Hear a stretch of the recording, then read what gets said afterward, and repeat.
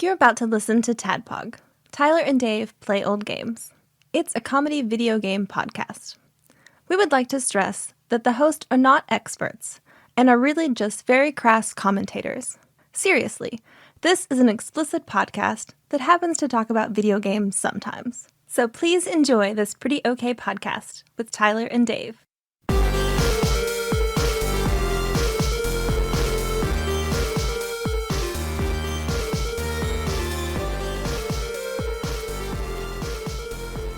Hello, Internet, and welcome to a new edition, a brand new TADPOG podcast. Yeah, So New and improved. Yeah, we have a new guest. We have a new guest host. brand new. His name is Shmian. We kicked Ian off the show. No, we still got him. The trick is for you to figure out, because we're identical in every way, the trick is for you to figure out which one of us is talking. The trick is that you need to come up with a new voice. Have conversations with yourself. What do you think, Shmian? That's weird. Ian told me a completely different story. He said he liked it. Oh, Shmian. I prefer Ian. I'll say that to Shmian's face. Well, let's see, 'cause we opened it up week before last, kind of talking about how we want to do things a little differently. We felt like the game talk was getting stale. So we took that feedback and we kind of talked about how we might do the game section a little differently, with more structure, less book report-ish, more not us sadly slogging through something we don't really want to do, but and adding some more structure to it. But yeah, basically everybody was like, we like the game stuff, we get it, I'll listen if you don't do it, but that's what more people might check you out. There's not really a search term for guys talking about random shit. Right. So which is weird because that's like almost 80% of the podcasts out there. It's odd. You throw. why don't I just call that a genre? Maybe that is the podcast genre. Oh, you just mean a podcast. A podcast. Oh, I see. So yeah, we'll be doing a little bit of a different structure to the game talk today. But other than that, yeah, pretty standard. So what you guys been up to this week? Excuse me. Well, Clearing my throat a lot. I've been celebrating a lot recently. Yeah? Like a lot. And it's not because of the new year coming up. It's because this podcast turned 9 years old Oh, boy. 2 days ago from Yeah. when we're recording. So I guess 9 days ago from when you're listening. Yeah. So I haven't actually been celebrating. I just noticed at work. I was like, oh, yeah, it's the podcast. It's the podcast birthday. That's fun. I saw your billboard, though. I mean, you were really selling it. The Yeah, party. And well, no you one know. showed up because of COVID. And Yeah, well, what are you going to do? I bought a giant cookie cake. They had to decorate it from a helicopter and a fire hose. Even then, a regular side, like a large pizza-sized cookie cake is still like $30. Yeah. $30 goddamn dollars. I'll tell you what, the cookie companies got figured out. People love cookies, and they can charge whatever they want. Besides that, because they've also figured out that sometimes people in the mall just want a Coke, and they don't want to walk through the line and get. So they charge $2.99 or $1.99 for like a ring a medium sponge out on your tongue. medium Coke, because they know you're gonna walk right up Yeah, and yeah. get your Coke. Whereas if you want it and you don't want to pay that price, you're gonna have to stand in the line at Chick-fil-A or whatever. Oh, yeah. Forget So, that. Yeah, I paid it because I wanted something to Yeah, drink. our food court has basically just been boiled down to the always busy Chick-fil-A, a Chinese place, and the cookie company. Well, that's what I was going to ask. I haven't been to the mall in a long time, like outside of Best Buy. I don't count Best Buy. Yeah, because you don't actually have to go in the mall to go. To me, in that's there. still just Yeah. a store, even though it's Attached to the mall. mall's ass. Where TGI or Yeah. where what was the restaurant that was there I have in that spot? It was Kenny Rogers Roasters. I have no idea. Ruby Tuesday. Cubs It used to be close. Ruby Tuesday. I remember going to that Ruby Tuesday. Mhm. Yeah, I used to go there after work every night when I worked at the mall, It and was we'd good. all get really, really pissed. Now it's Best Buy. Yep. And I can't get nearly as drunk in there as I used to be. Have you The tried? salad bar sucks now, too. It's a good point. But we also have a Mexican place. It's like almost like a Los Amigos type thing up in the very front corner. That's still there somehow. So is that really all that's left? Is that there's a boba tea place? There's a boba tea place, and there's a firehouse, or not a firehouse. I was about to say, I'd know. Auntie Anne's, Auntie The Ann's. station. That's still there? The station is there. What You're the right. fuck? They have a opened station in the mall? Yep. Yeah, they got It's new. They got the fuck out of my side of town. Yep. Yep. Which was honestly fine because their other location was good, and then the one, I think it might have been like a staffing issue or something. Yeah. It wasn't very good. Like the orders were never right, and it was just like, okay. Well, the one out at the mall, they've done a pretty good job of getting in people coming in and eating. You're always seeing people in line and stuff. So they're probably not as busy as Chick-fil-A, but I'd say at least half as busy. Chick-fil-A is like always to say slammed. it's a lot. I mean, yeah, Chick-fil-A is always busy. Which is ridiculous considering that there is another Chick-fil-A within walking distance of that Chick-fil-A. Well, I mean, I wouldn't call it walk. It would be a pretty long walk. I mean, But you it's walk close. anywhere. It's Forrest Gump You could do could it. probably see it from the front of the mall. Yeah. So. Yeah, it's the same side of town. But both of them are always super fucking slammed. Just slammed all Most the of time. it will be quick. It is quicker to go into the mall and get that Chick-fil-A than wait It in is, line at absolutely. the other one. Well, when COVID first hit, I think I mentioned this on the show before, but they got the drive-through thing figured out, man. Oh, yeah. That was the most efficient it was easier to get food from there then than it ever was before or since they you're stopped very doing right. it. They should have just kept doing it that way.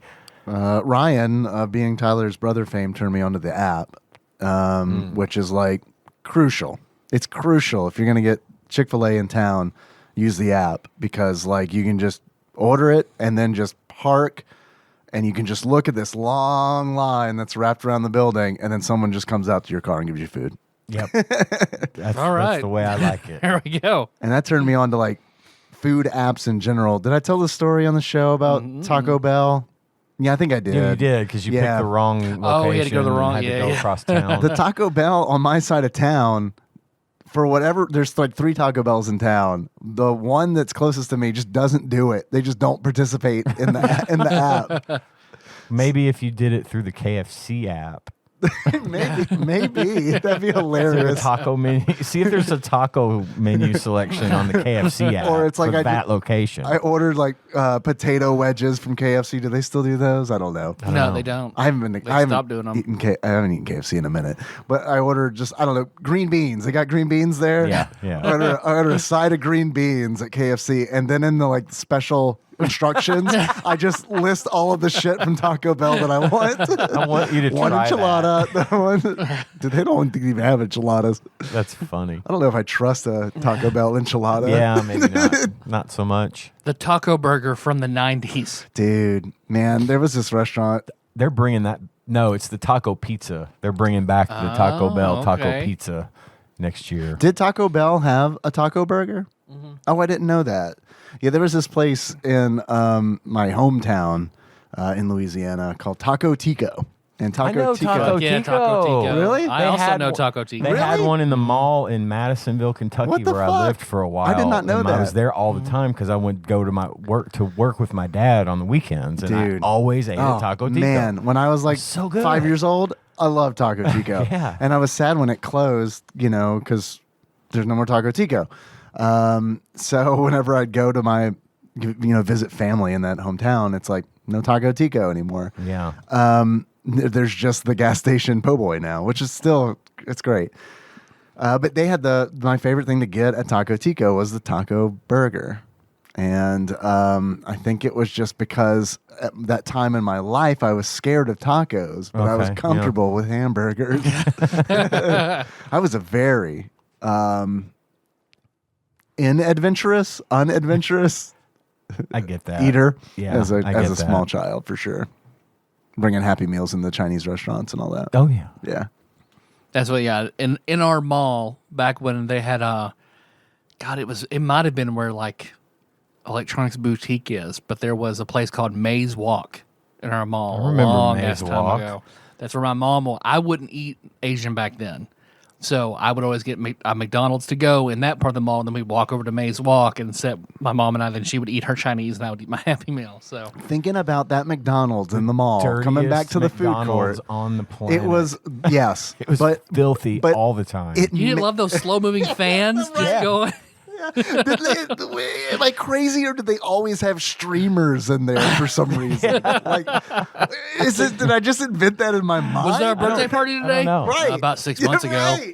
It's like, they just leave them up, and then they like decay. They'll come down eventually, because it was like Cleopatra style, like fans attached to very slow motors that it produced no wind. Did nothing. It just, I remember that because the back, of course, the restaurant was kind of L-shaped, and the back part, the long part of the L, if you will, is where all the smokers. Best part of the L. That's where the smoking section was, and so I used to go back there and sit and smoke with everyone, and those fans wouldn't even move that smoke. The smoke would just go straight. So was that like a fan store or something before McDonald's did? No, like, I've never seen those at any other McDonald's. Like, is that on the like when I'd like to buy into the McDonald's franchise, and like, would you like Cleopatra style fans or no?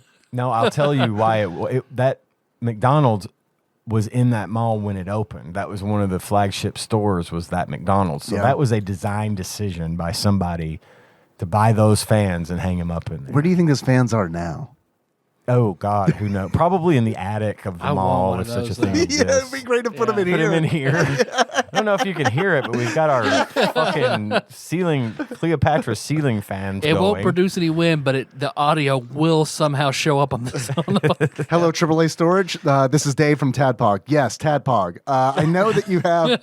You heard me. Yes. I know that you have those Cleopatra-style fans from McDonald's from the 80s in your storage. Is that correct? We'd like to purchase those.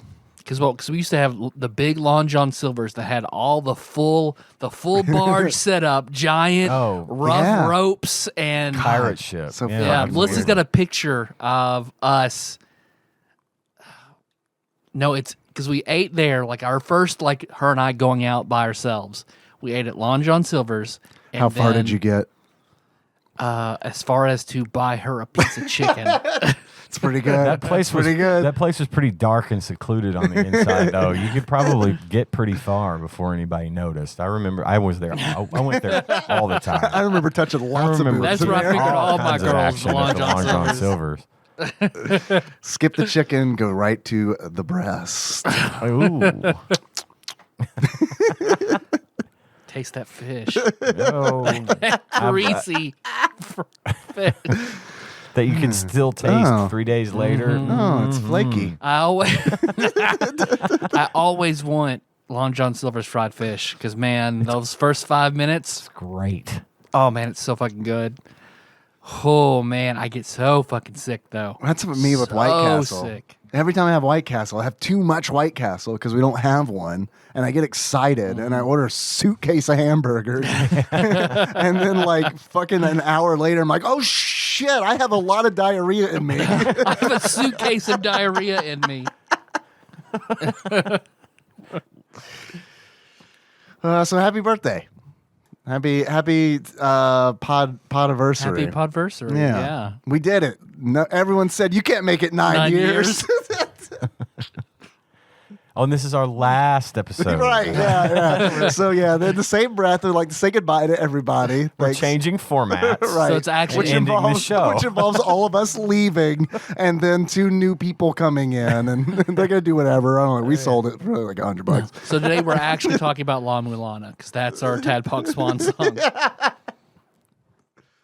I laughed so hard because I confused it with Mulan.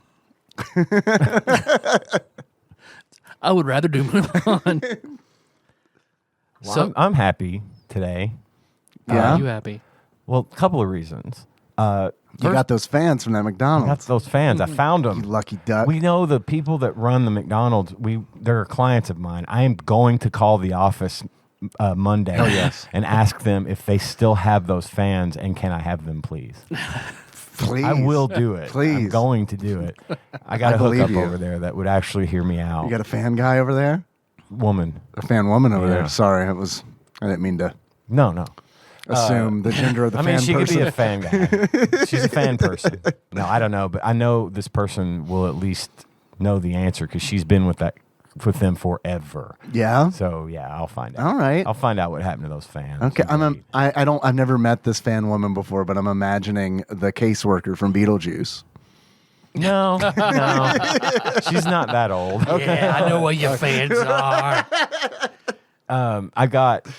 I've been talking to Big Dick Pie Baker Yeah, Chris and about his big dick or his about pies. that and his pies. Okay. I've been trying to get him to help me get a little gaming system, a little console, a little something to play Yeah. games on, classic video games, if you will. What are those?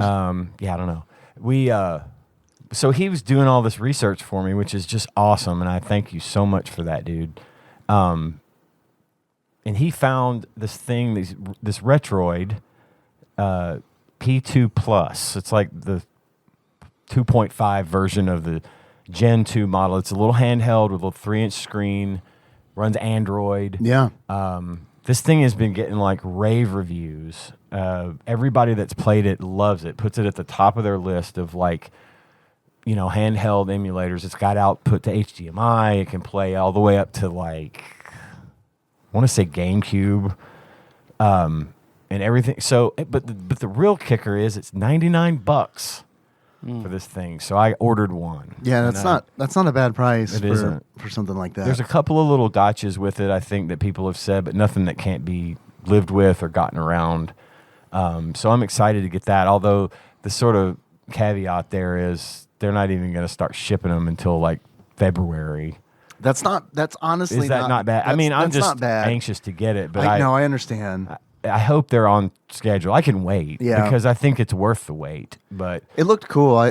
You sent over like Yeah. the screenshots and all that, or the webpage, and they look cool. The reason I say that it doesn't seem February doesn't seem that bad is because like I was looking at the Analog Pockets, which is like it's way more expensive than that. Like so, like the $100 price point, I feel like is really good. yeah, it's right on my budget. Yeah. Like I was afraid I wasn't going to be able to get anything because I didn't think I didn't want to spend too much. Right. Right now, it's just not a good idea. But that's a very good. If it's as good as they say, I feel like we got a good deal. He hope said it he is. ordered one as well. Yeah. So when I get it, I'll bring it and we'll talk about it. Nice, man. I'm excited to hear about it.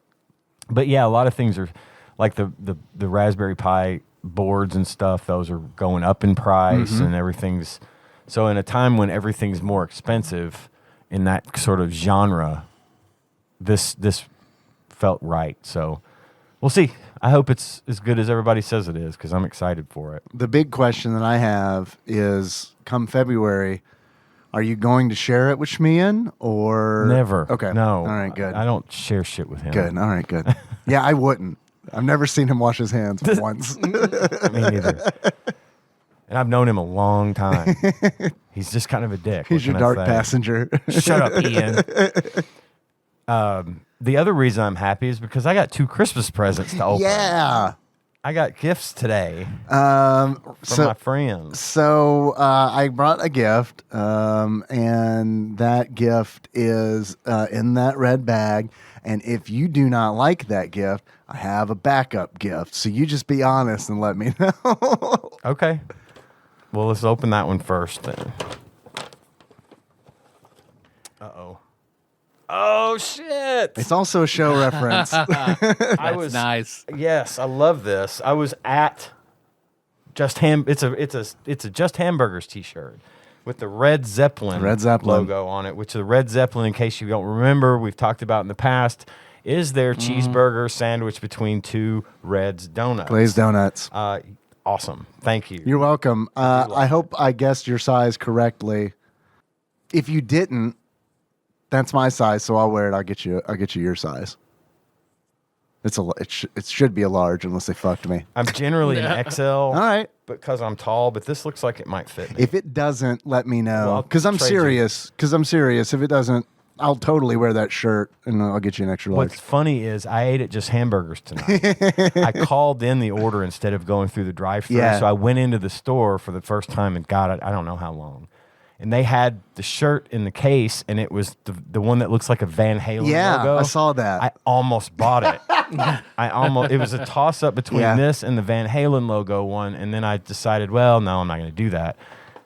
And here we are. I got one anyway. That's right. If Thank you. You're welcome. If it doesn't fit, please let me know. I'll trade out with you. Yeah, we'll get you an extra large for sure. Sweet. That is awesome. Yay. All right, what's this? This one's nice. Dave, heavy. I also got you a shirt, Okay. but in our house cleaning today, I lost it. I shit on it. Whenever I used it as a I rag. had to wipe my bidet drippings off with it.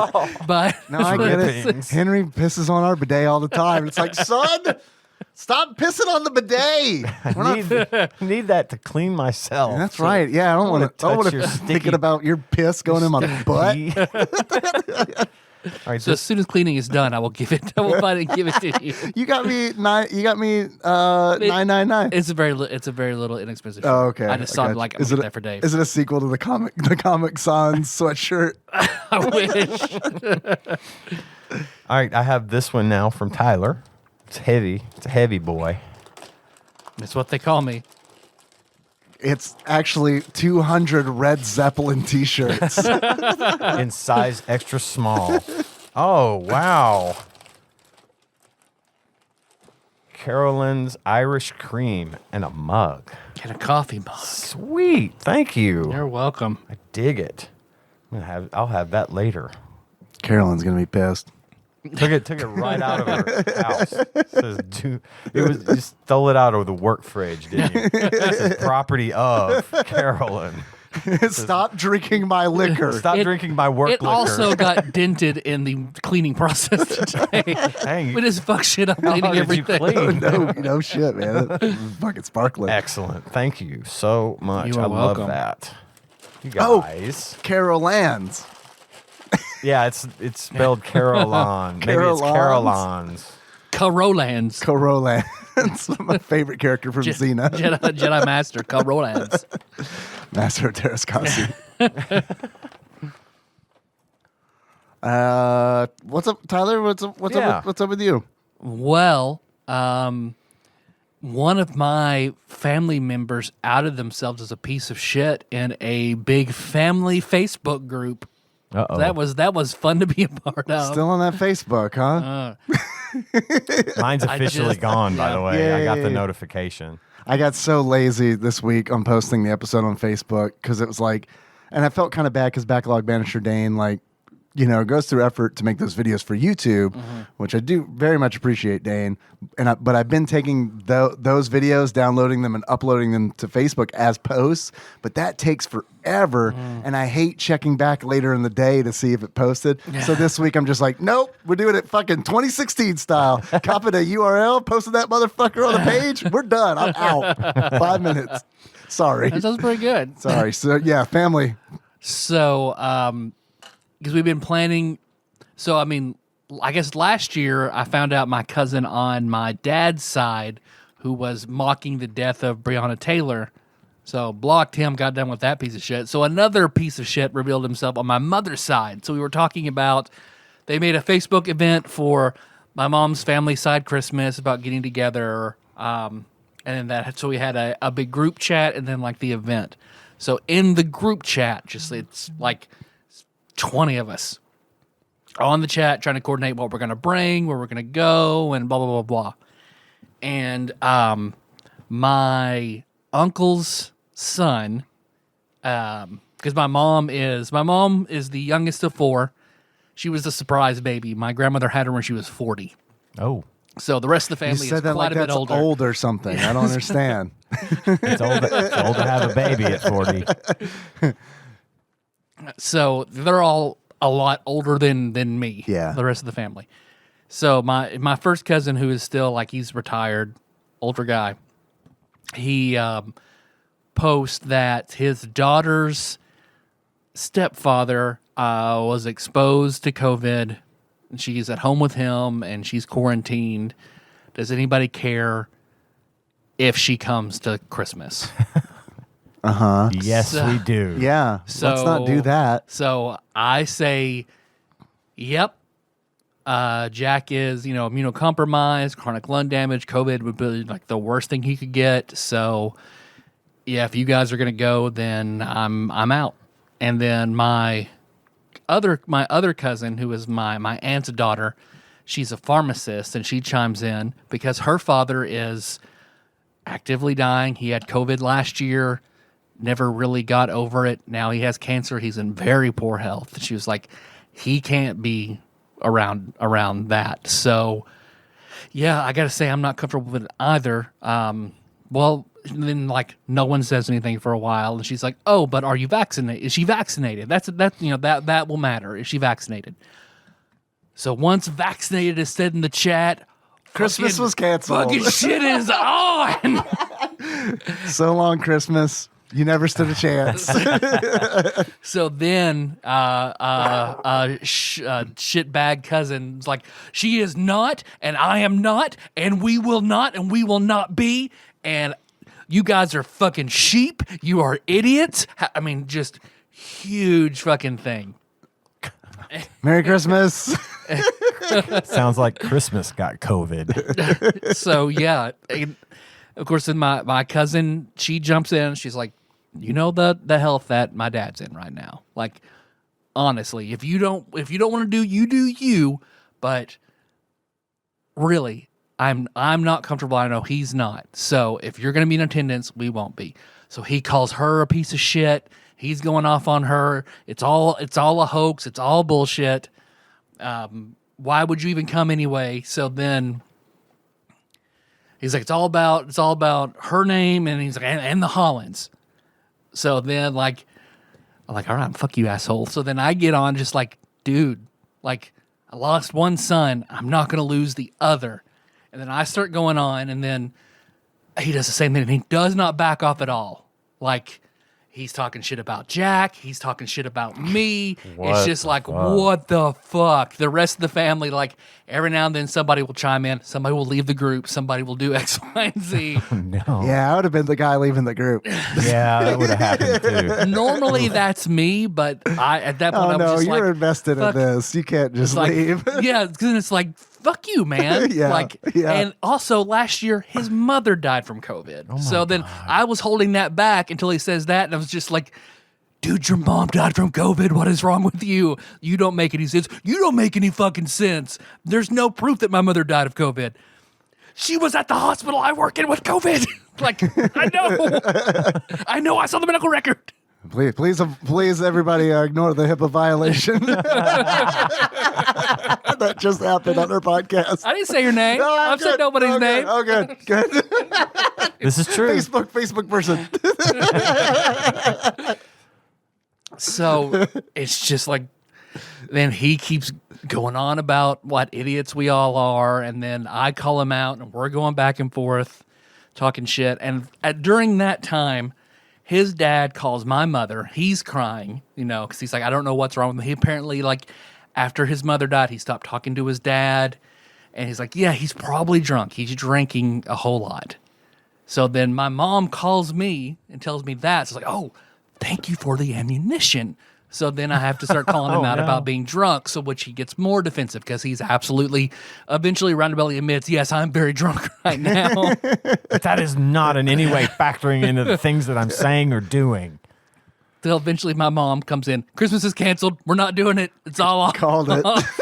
Good answer. Yeah, I could read the writing on the wall there. Yeah. And then that is a good answer. His brother chimes in dude, I'm vaccinated. All my kids are vaccinated. It's not even a political thing anymore. I don't get it. I don't want to be there. And then everybody was like, it's off. Yep, it's off. We're not going. We're not going.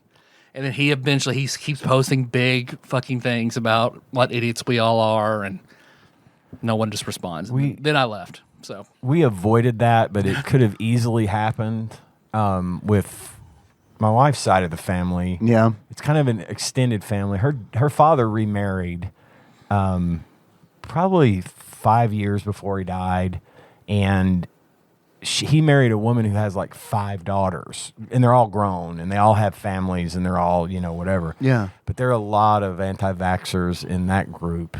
And he's the first one I've seen be that bad on either side of my family when it comes to that. When it come up last year and this just past Christmas, that we usually go up there to see them at Christmas time on Christmas Eve or something and hang out for a few hours, see all the kids, hang out, have a good time, because they're great people. I really like them. But we just opted to say, sorry, we can't make it this year because we didn't want to get into that exact situation because are you vaccinated? Well, hell no.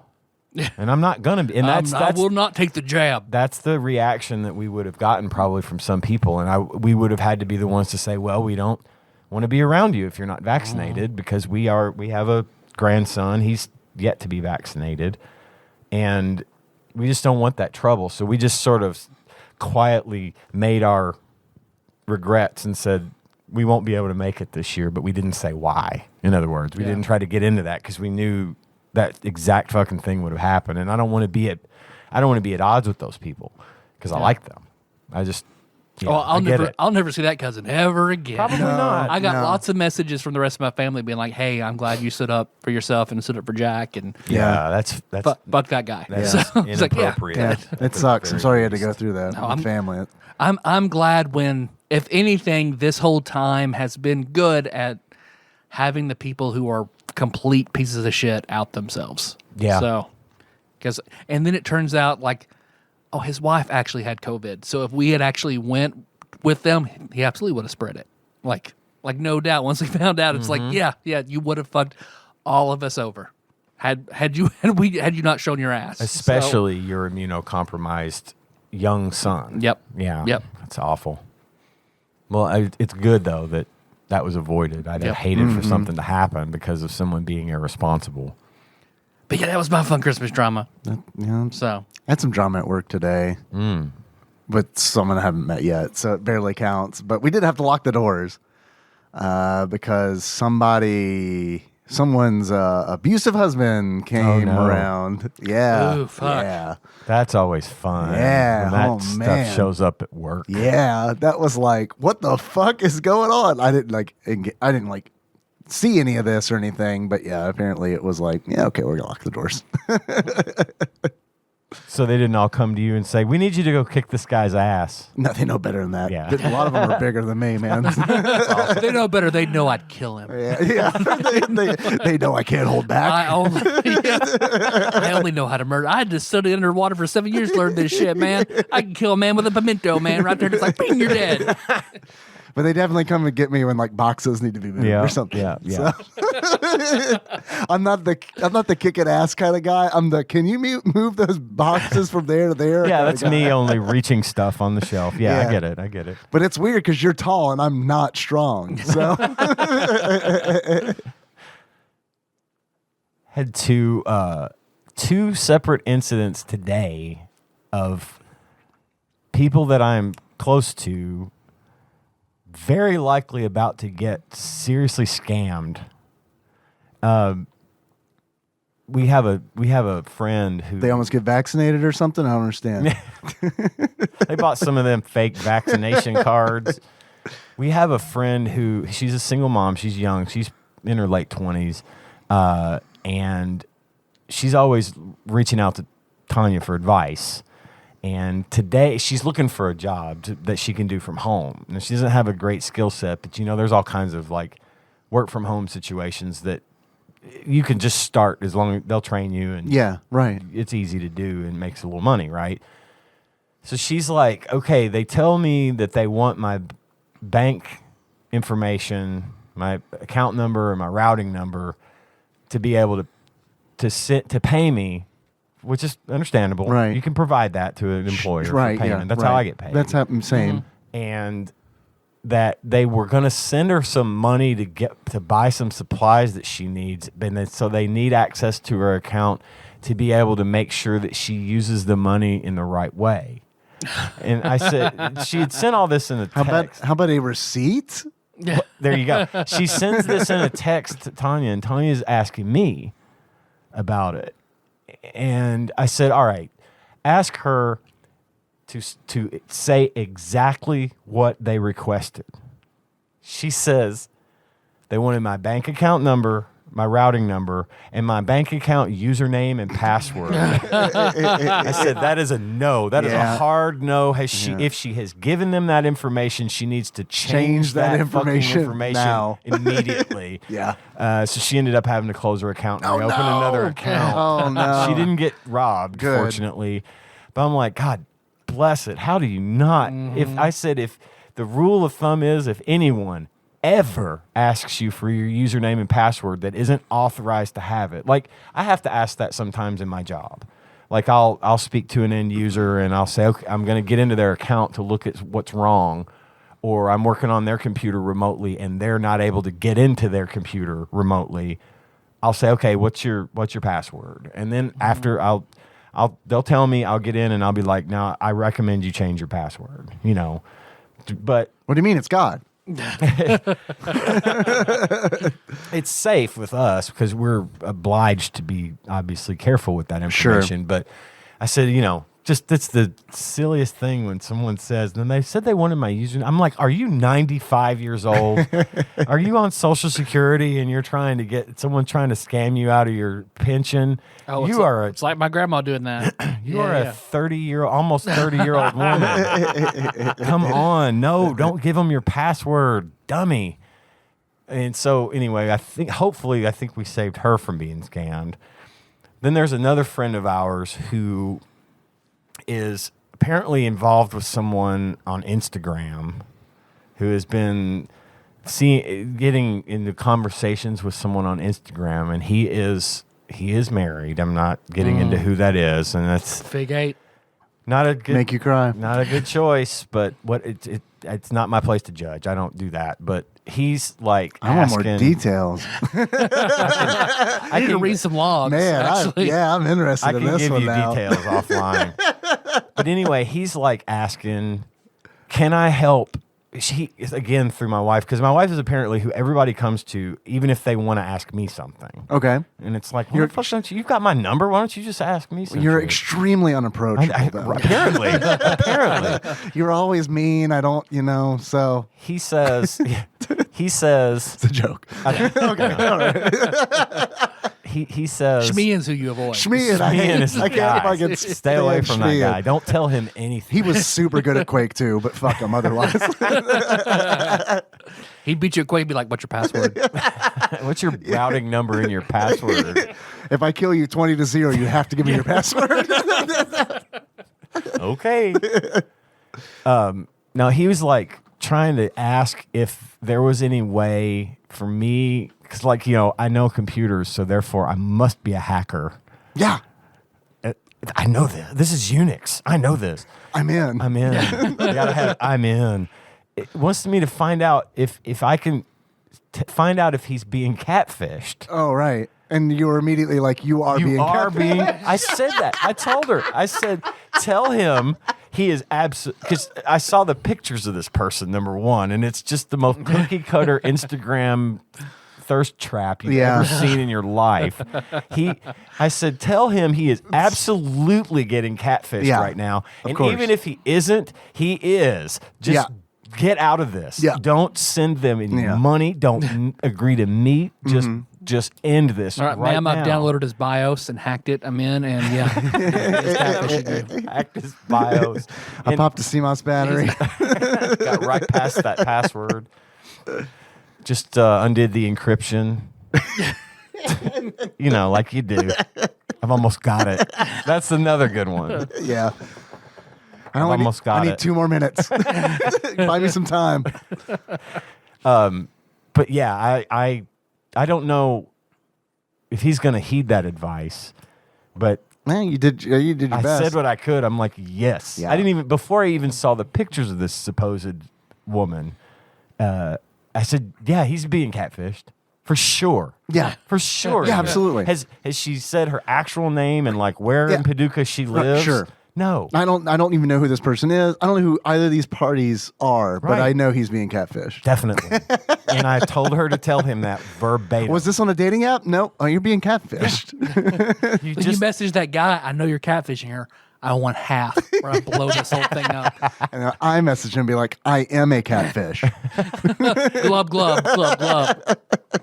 Well, and it's funny to me that he's like, if you know enough about catfishing to be able to ask the question, then you should be smart enough to realize that the answer is always yes. Well, I think probably kind of, hold on a little hope there, right? I mean, I get it. I mean, you don't always think straight when you think something like that's going on. Sometimes I think you probably even are. You're just like, yeah, I'm probably being catfish, but like, but what if? You want to hold on to that little right 1% chance that you're not. Yeah, well, I am particularly close to this person, so I just absolutely do not want to see something bad happen. No, that would be that'd be less than ideal. Anyway, yeah. Those are the people that hopefully got saved from being ripped the fuck off. Well, one of 2 them days for after sure. Christmas. Yeah, for sure. She was about to have her, and she didn't have much money anyway, but even a little bit of money is a lot of money to someone who doesn't have any money. Yeah. So yeah, she'd have been in big trouble. If it was when the words username and password came up, I'm like, nope, no. Go right. She lives near us, and I almost went to her house and don't do it. Get the SWAT robot. Have you seen snipers? We need snipers. Have you seen that Jimmy Kimmel on the Street thing where they make a big sign of like the 10 most common passwords in the United States? No. And they're going to people on the street saying, these are the 10 most common passwords. Are any of these yours? And they're all like, oh yeah, that's my password right there. Yeah, I use that one for everything. These are the 10 most common routing numbers in the United States. Is any one of these yours? I couldn't list my routing number to you right now if you had a gun to my head. But can I call my wife? you wait, give me a minute. Hold on, let me check my text with my mom where I ask her what it is. Hold on. Check my Google search. This bank's routing number, because I have to do it every fucking time. This was me at work filling out the paperwork. All right, I have to text my wife about that one. Okay, all right, got that answer. Hey, it's me again. Hey, it's me, it's Dave, it's your husband. What is my social security number? I've never heard of this thing before. I'm hoping that you have. Do you know your wife's social security number? No. I know mine. That's good. That's good. But I've also been with her for near on 30 years. Since she got it. Yeah. Not too far after she got it. Since 18 years after she got it. Well, you guys want to take a break? Let's take a break. Come back. Talk about the game we haven't even mentioned yet. Oh, it's a surprise for everybody. Yeah. It's intentional. All a part of the plan.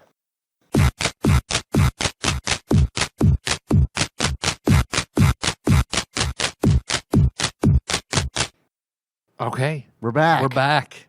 Yep. So today we will be talking about Dino-City. Damn it, I was going to say let's fight over who gets to say it first, because every fucking video I've seen on this game, and what bothered me the most is I can't, like, this is such a low fucking hanging fruit joke. It was in my head, and then I watched Snatchrock's video, I was like, fuck, he used the Dino-City joke. Well, let me watch this JonTron video. Fuck! He says it like 8 times. I got nothing, Jerry. Because it rhymes with atrocity. God. So it literally in my notes, I'm like, all right, let's figure out who gets to say Dino-City first.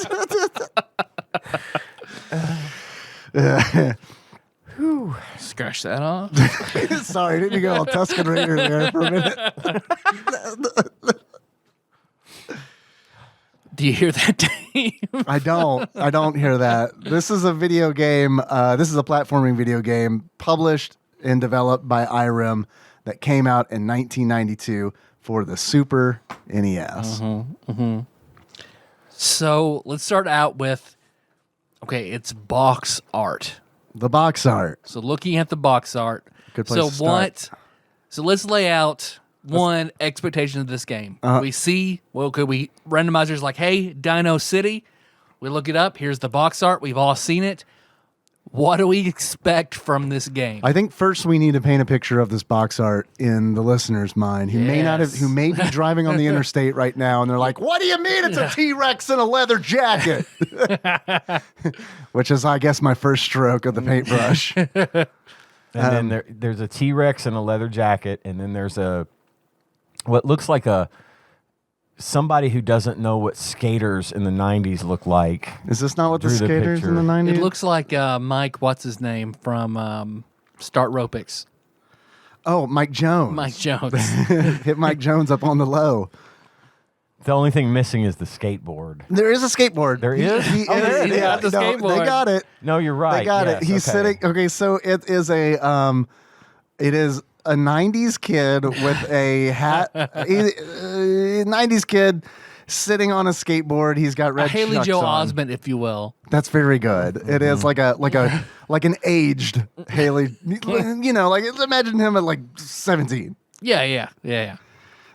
He's wearing a backwards hat, and he's got his I assume Sony brand Walkman. Yeah, for sure. And Discman.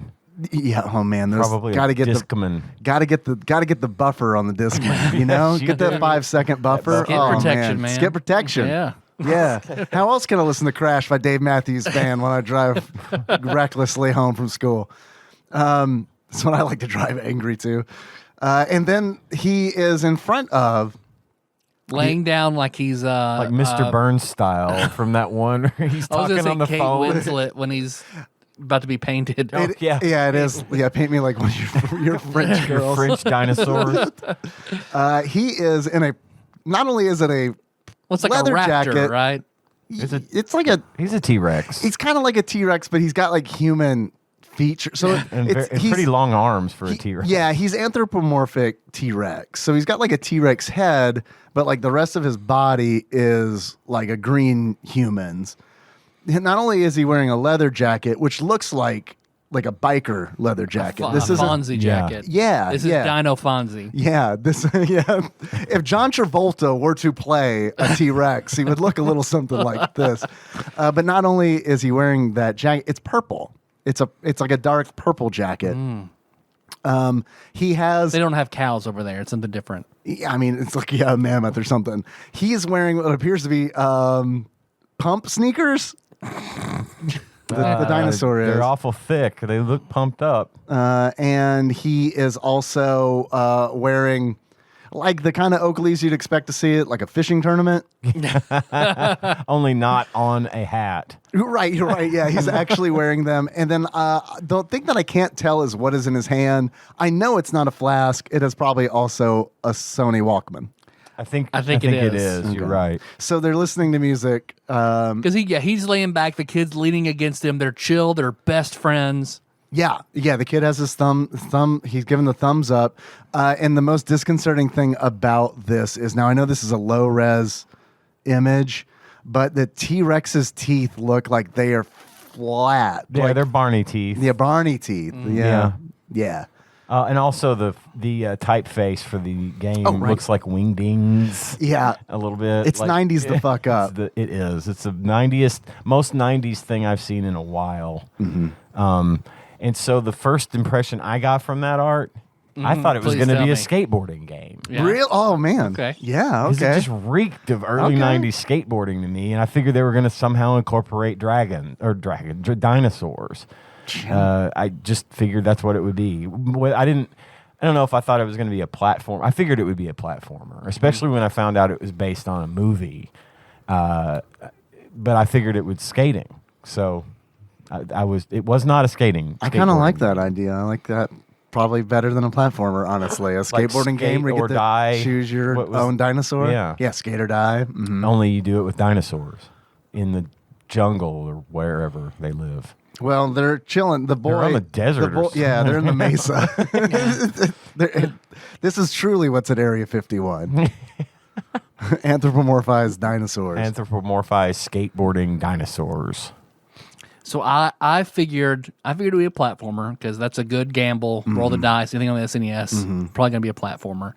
But I would have thought, okay, this cool skateboarding kid skateboards through a portal, slides through. He's in a desert outside a giant steampunky dinosaur city. Basically, he falls through a portal into whatever new Dino-City from the Mario movie in the 90s. It's like where dinosaurs have evolved into humans, and that dinosaur befriends him to try and get home, and they go through zany adventures where the kid's having to like maneuver and skate, platform through the city, and the dinosaur's helping him try to get home or some shit. Yeah. Well, and I want to touch on that after Dave gives us his first impression. I knew what it was. So you already knew. Yeah, so it's a tough one because I had to look into this game because Tyler, a long time ago, you shared this box art with me, and it was like, look at this shit. I'm like, fucking, I know. I know, because I love dinosaurs Dino-City, so I know. I know. It's such a Dino-City. When will they apologize for this Dino-City? Because I like dinosaurs so much, I was kind of like sensitive to all the dinosaur entertainment that was out there, and I remember legitimately being offended when I saw this. Like this is around the same age. Like I'm kind of aging out of it. It's 1992, so I'm like 11 years old, and it's kind of like, well, I like dinosaurs 4 years ago, but I still kind of secretly like, oh, so like if it's a good dinosaur thing, if it's a Jurassic Park, I'm fucking in. But if it's anthropomorphized cool guy T-Rex in the desert wearing his Oakleys, I'm out. That's a hard pass for me. So well, you had given us some resources throughout the course of the week on this game, and one of those was a link to the movie. Yeah, that this game is based on. This movie is called Dinosaurs, a.k.a. Adventure in Dinosaur City. That's right. Which is free. You can watch it for free on YouTube. I watched it. And I suggested everybody do it. I watched the whole thing. I watched 40 minutes. And Ian. Yeah. Ian. I was like, man, I'm going to make this a fun event. I'm going to pop some popcorn. I'm going to chill in bed. Nikki and I are going to watch Adventures in Dinosaur City. And I gotta admit, for 20 minutes, it was very fucking funny. And then it became like a marathon that I couldn't finish because like I kept looking at the clock. I was like, I have to be up in how many hours? Okay, fuck. All right, I'm gonna hold the popcorn's going. Oh shit, we're running out of fuel. And I passed the fuck out about 40 minutes in. I watched it today at work because we had a slow day. I watched the entire thing, and I have facts. All right, if you'd like me to talk about the movie, fucking yes, for just a minute, please, God, please. The thing is based on the story of there's 3 kids in the story, right? And the youngest of the 3, I'm thinking he's probably maybe 11. Maybe 12. Their age ranges are fucking wild in that movie. Because the girl, she looks like she's 30. 25, yeah. She's 30, and they're like, here's some glasses, pigtails, okay. Right, they do that. You're definitely not a porn star that we're just hired. They do that, and later, when she loses the glasses and the pigtails, she looks like she's 30. Because I think she fucking is. There's no way she's an actual teenager. No, there's no fucking way. This kid is obsessed with this cartoon called Dinosaurs, and he wants to watch. They're in his room. They're going to watch this video of this cartoon that he loves. And the fucking thing that got me right off the bat was they show the opening to this cartoon, the opening sequence, right? Right. And at some point, it's just all this crazy caveman shit happening, and they're playing the music, all of which was composed and animated originally for this movie. They actually, seems like they put a little money into this movie. Dude, it wasn't on the fucking costumes, I can tell you that much. Holy shit. Even those costumes would have cost a budget movie a lot of money. Oh man, they fucking wasted that money. They wasted that money. So in this cartoon, it's like all this crazy caveman shit going on, and they're in a car, like a stone caveman car, and legally distinctly different than the Flintstones car. They drive this car past this great big galoot of a caveman, and there's a little guy next to him, right? A little bitty guy. I know and the woman sticks her head out the back of the car, right? And looks at him and like winks at him or whistles, and so the big goofy caveman, the big guy, gets all fucking and grabs the fucking little guy's neck and literally starts jerking it off. Like he is literally, he's like he's seeing this, and the first thing that comes to mind is him jerking off. Dude, I am so glad this resonated with you because that was so obvious. It was so obvious, and it went on forever. It was like a looped animation that went on for like 8 fucking And the little seconds. guy threw up, and it was appropriate. It was 10 seconds if it was anything. Oh, I mean, no, it it's was fucking crazy long. I mean, it was like, this wasn't implied. No. This was the No. actual, this Yeah. guy's jerking off to her. That's, I mean, Yeah. So anyway. And it was also the moment in the movie where, because like going into this, I was like, oh, this is a kid's movie. Maybe I'll watch it with Henry, see what he thinks. Nope. And then I got to that point in the movie, I was like, fucking thank God I'm watching this with my lovely wife, who is not enjoying this very much. Yeah. That's fine. It's a pretty bad movie. Yeah, because that shit happens within the first 3 minutes of the movie. I mean, it's right there at the fucking beginning. This thing is full of sexual innuendos and bad puns. I mean, that makes the Flintstones look, you know, the Flintstones, everything's a pun, a dino pun. It's a living. It's a living. This shit went on and on and on throughout this movie. They were constantly using the word extinct or fossil or, you know, just whoever wrote this was just. Slap me some claw. Now, Have you seen the Johnny Bravo? I think I might have No. sent it to both of you, where Johnny Bravo's claw. on a plane. Gimme claw. He's on a plane and he Claw pulls me. out a little thing that says "pull in case of evil clown." And he pulls it, and poof, appears a sexy clown going, "Hey!" So he grabs her, picks her up, takes her into the bathroom, and hits occupied, and you can hear a squeaking noise. oh my God. Like her little squeaky nose. Yeah. Oh my Yeah. God. Yeah. So he's like, I'm gonna fuck this clown thing.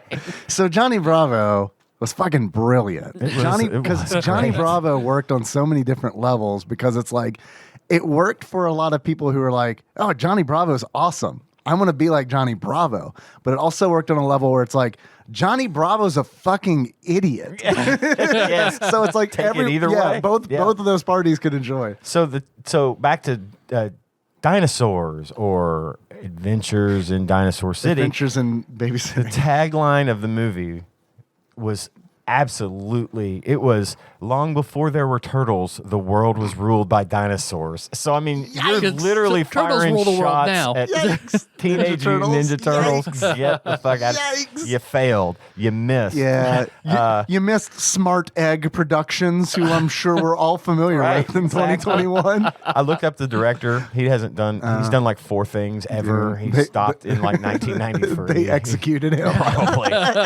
None of the actors have ever done anything else. They didn't even have a Wikipedia entry for the woman that played Jamie, the girl in there. It's bad.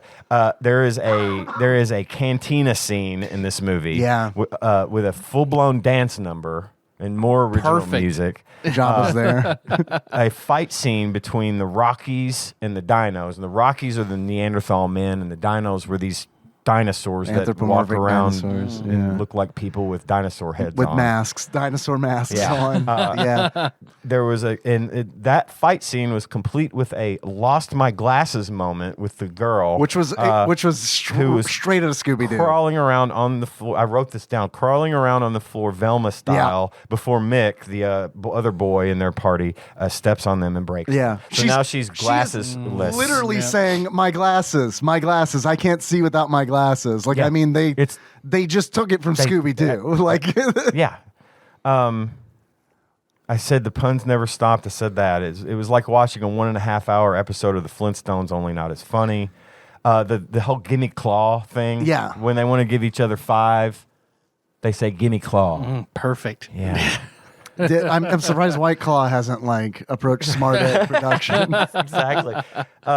At one point, Jamie, the young lady who plays the girl in the party, The single mother who the plays the single mom teenager. who plays the teenager, who I'm assuming is supposed to be around 13 or 14 in the movie. She's clearly older than that, I wrote.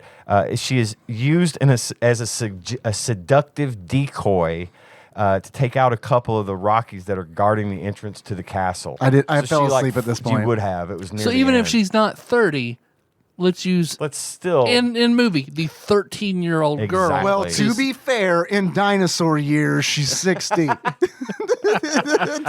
I mean, it was just shit like that throughout the movie. I was uncomfortable with that part because we're supposed to think she's a teenage girl, and they use her in that way. Dude. They don't like. She's obviously clothed and everything else, but she's lifts up her little bare skin thing to show more leg, and it's just really awkward and uncomfortable. Yeah, that sounds gross as shit. I hated that. So every fucking dinosaur in this movie is super fucking horny, and like the cavemen too. Like, I mean, it's weird watching a movie like this and being like, oh yeah, that's right. This is what movies were like when I was a kid. Right. Have you seen Clan of the Cave Bear where Daryl Hannah gets raped in a field? Yeah, it's fine. No, but that's a TADPOG cavemen. staple right there. We can't talk about cavemen without talking about that. Well, and that the fucked up thing is, yes, that's how movies were made when you were a kid, and yes, it was geared towards you as a kid. No, it's fucking wild. It is age. insanity. At one point, Mick, one of the kids, goes to shake Mick Foley. Rex's hand. Rex is wish. the big dinosaur hero, the leader of.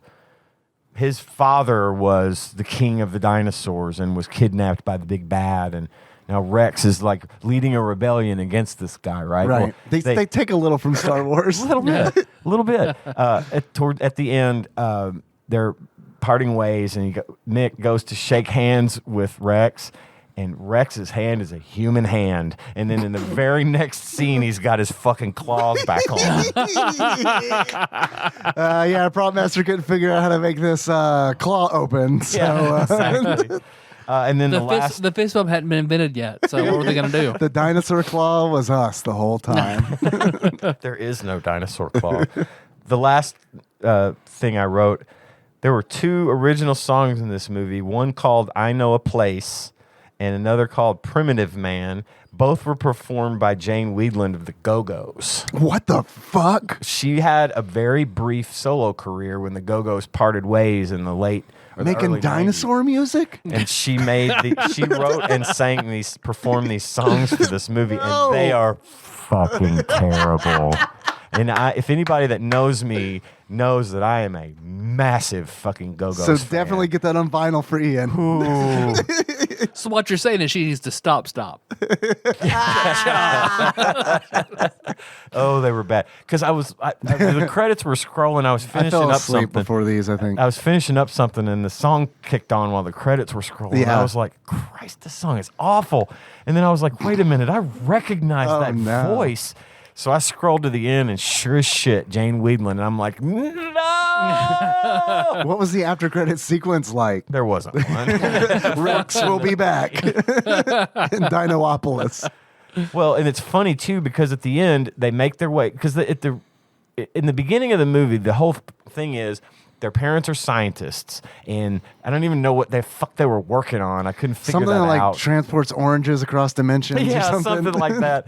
And they leave, and the kids get the idea in their head that they want to watch this fucking perverted ass cartoon on the great big TV in the parents' Which, lap. hold on, Yeah, I don't like the tone you use when you said perverted ass cartoon, because as a loyal viewer of perverted ass cartoons, I'm offended. Well, okay. But I watch good ones, not caveman not- ones. It's hentai and it's art. It's for kids, y'all. Anyway, they sneak into the lab and they try to watch the cartoon on the big 'Cause, TV. yeah, it's and he big. picks up this remote control. Oh, there's another thing I wanted to mention. He picks up this remote control and pushes the button, and they get zapped into this fucking world. The 3 of them get pulled Perfect. through a vortex, kind of like what you were saying, Tyler, with your There has to be a theory portal. that there's a portal Right. somewhere, right? And There's they always a end up portal. there. There's always a lighthouse.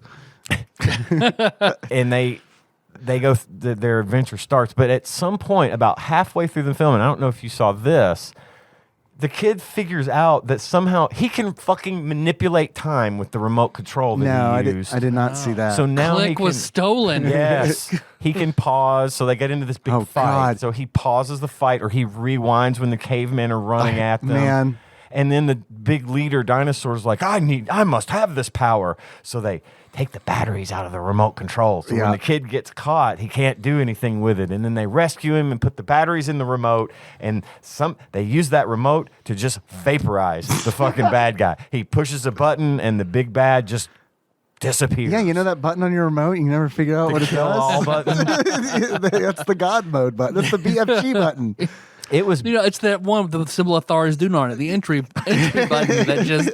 It was more. It was the movie was bad. It got even worse when that remote control thing happened. Yeah, like, how could you? When did you come up with this? So that's what this game is based on, and it doesn't really have much at all to do with what happens in the movie, other than some of the plot points that they just sort of threw into the game as to make sure that it was tied in somehow, I guess. Two things that I want to say about the movie, because I feel we're naturally kind of segueing off of that. But two things I fucking have to point out. Please. First, in that cantina scene where a fight breaks out, this is just further evidence that like the fucking shit that was geared to us as children were fucking over-sexualized, like wildly. So they go in this cantina. I mean, and it is like they took the cantina scene from Star Wars. I mean, immediately it's like, obvious. oh, they saw Star Wars one time. So B. Arthur's there. She would have fit right in under the circumstances. Oh man, it'd be so good. It would have been better. Yeah. Oh, of course. She'd have been the one singing. Yeah. Or if she'd have been the big, like, over-sexualized female dinosaur that was like, ding, ding, ding, ding, ding, ding. You have zoned in on what I was going to talk about. Do it. There is a fucking dinosaur lady in this movie, in the cantina. They enter, and she's like, you. And she grabs the young boy and smashes his large dinosaur tits. Large. Of course. The largest dinosaur tits. and all the makeup. Oh, yeah. And she looks like the girl gremlin. Yeah, yeah, she does look like the. Well, hold up, but less sexy. When they walk in, there is a dinosaur sex worker who is like looking for a good time to these children. These children. I don't understand if they were smart. Egg was like, well, we got to throw in some jokes for the parents who are Give me the mammal's milk. Yeah. God. There's Oh, I needed to be in on the meeting where they discussed this shit because I want to know the thought there process. was none. There was probably none. right. Mr. Epstein has very specific notes about this movie. A dude showed up to set with a wheelbarrow full of dinosaur masks, and the director was like, all right. That's cool. I'm going to write a movie around this right now. It's not pedophilia if it's a dinosaur doing it. Oh, God. And then the other thing, I got so fucking wrapped up talking about those big dinosaur tits, I totally forgot what the second thing I want to say was. But that's okay. It wasn't important. It was and I think what surprised me the most is that this movie had at least enough traction to get a video game made after it. Yeah. It's so fucking bizarre. It's weird It's because so I've never weird. heard of this movie, and then I watched it, and now I know why. But you'd think that something like that would have been on, basic cable at 3:00 in the morning, but not to have a video game made after it. What's also weird about it, I don't know the development history of this game, There's none to be found. but IREM developed it, and it was released in Japan first. So, which is very weird to me because I think Smart Egg, I think that's a French production studio. Really? So I don't know. It leads me to believe, and my fucking headcanon is that the Adventures in Dinosaur City was wildly popular in Japan in 1991. I could see how it might be because they may have a completely different take on it than I do, but man, it had to be the case because something. Jesus, this is Something. It was Or something IREM else. bought Smart Egg or something, and they were like, "Oh, they made this fucking dinosaur movie." Well, the art for the Super Famicom version is completely different than what we got over here. I think it's a lot better. Oh, yeah. Fuck yeah, it's a lot better. I mean, in general, I feel like in that era, the Japanese box art was way better. Because, I also feel like marketing video games to us was a lot more juvenile and maybe less sophisticated. It's like they didn't know how to do it yet. Yeah. or they relied more on trends, like trendy kind Definitely. of things than like the Japanese. Gotta make box it art. cool and somehow horny. Do it. Right. Which, like, the irony of that was, like, even at the time, it was fucking dorky as shit. Like, I mean, you know what I Cringy mean? to the people that Make the live American there. cover Right. look like Yeah. that dinosaur was grooming that little kid for something. You're like, he's Yeah. cool. Like, yeah, kid, here's a CD player. Why don't you sit on, Yeah. lean on my dick a little Yeah, bit? you're enjoying this Eric Clapton, aren't you? Yeah. Yeah, I felt like that was probably the most appropriate. Pretty good. Pretty good. So, I did a little peer research. I was playing this game, and I said, "Hey, Henry, come away from that Minecraft that you like so much, and check out this video game. What do you think?" And he was like, "What is this?" And I was like, "Well, this Phil is Collins, no jacket required. It's the only album you'll ever need. This is Sports by Huey Lewis and the News. This is Dino-City. I'm sticking with it. And he's like, okay, but what is it? And I said, it's a video game, kind of like Minecraft. To which he laughed, which is good. That was a joke. He caught the cue. And so then I was like, hey, you want to see the box art for this? And he was like, yeah. And I pulled it up and I looked at him. He's looking at it and I'm looking at him. And he looks at her. He looks at me.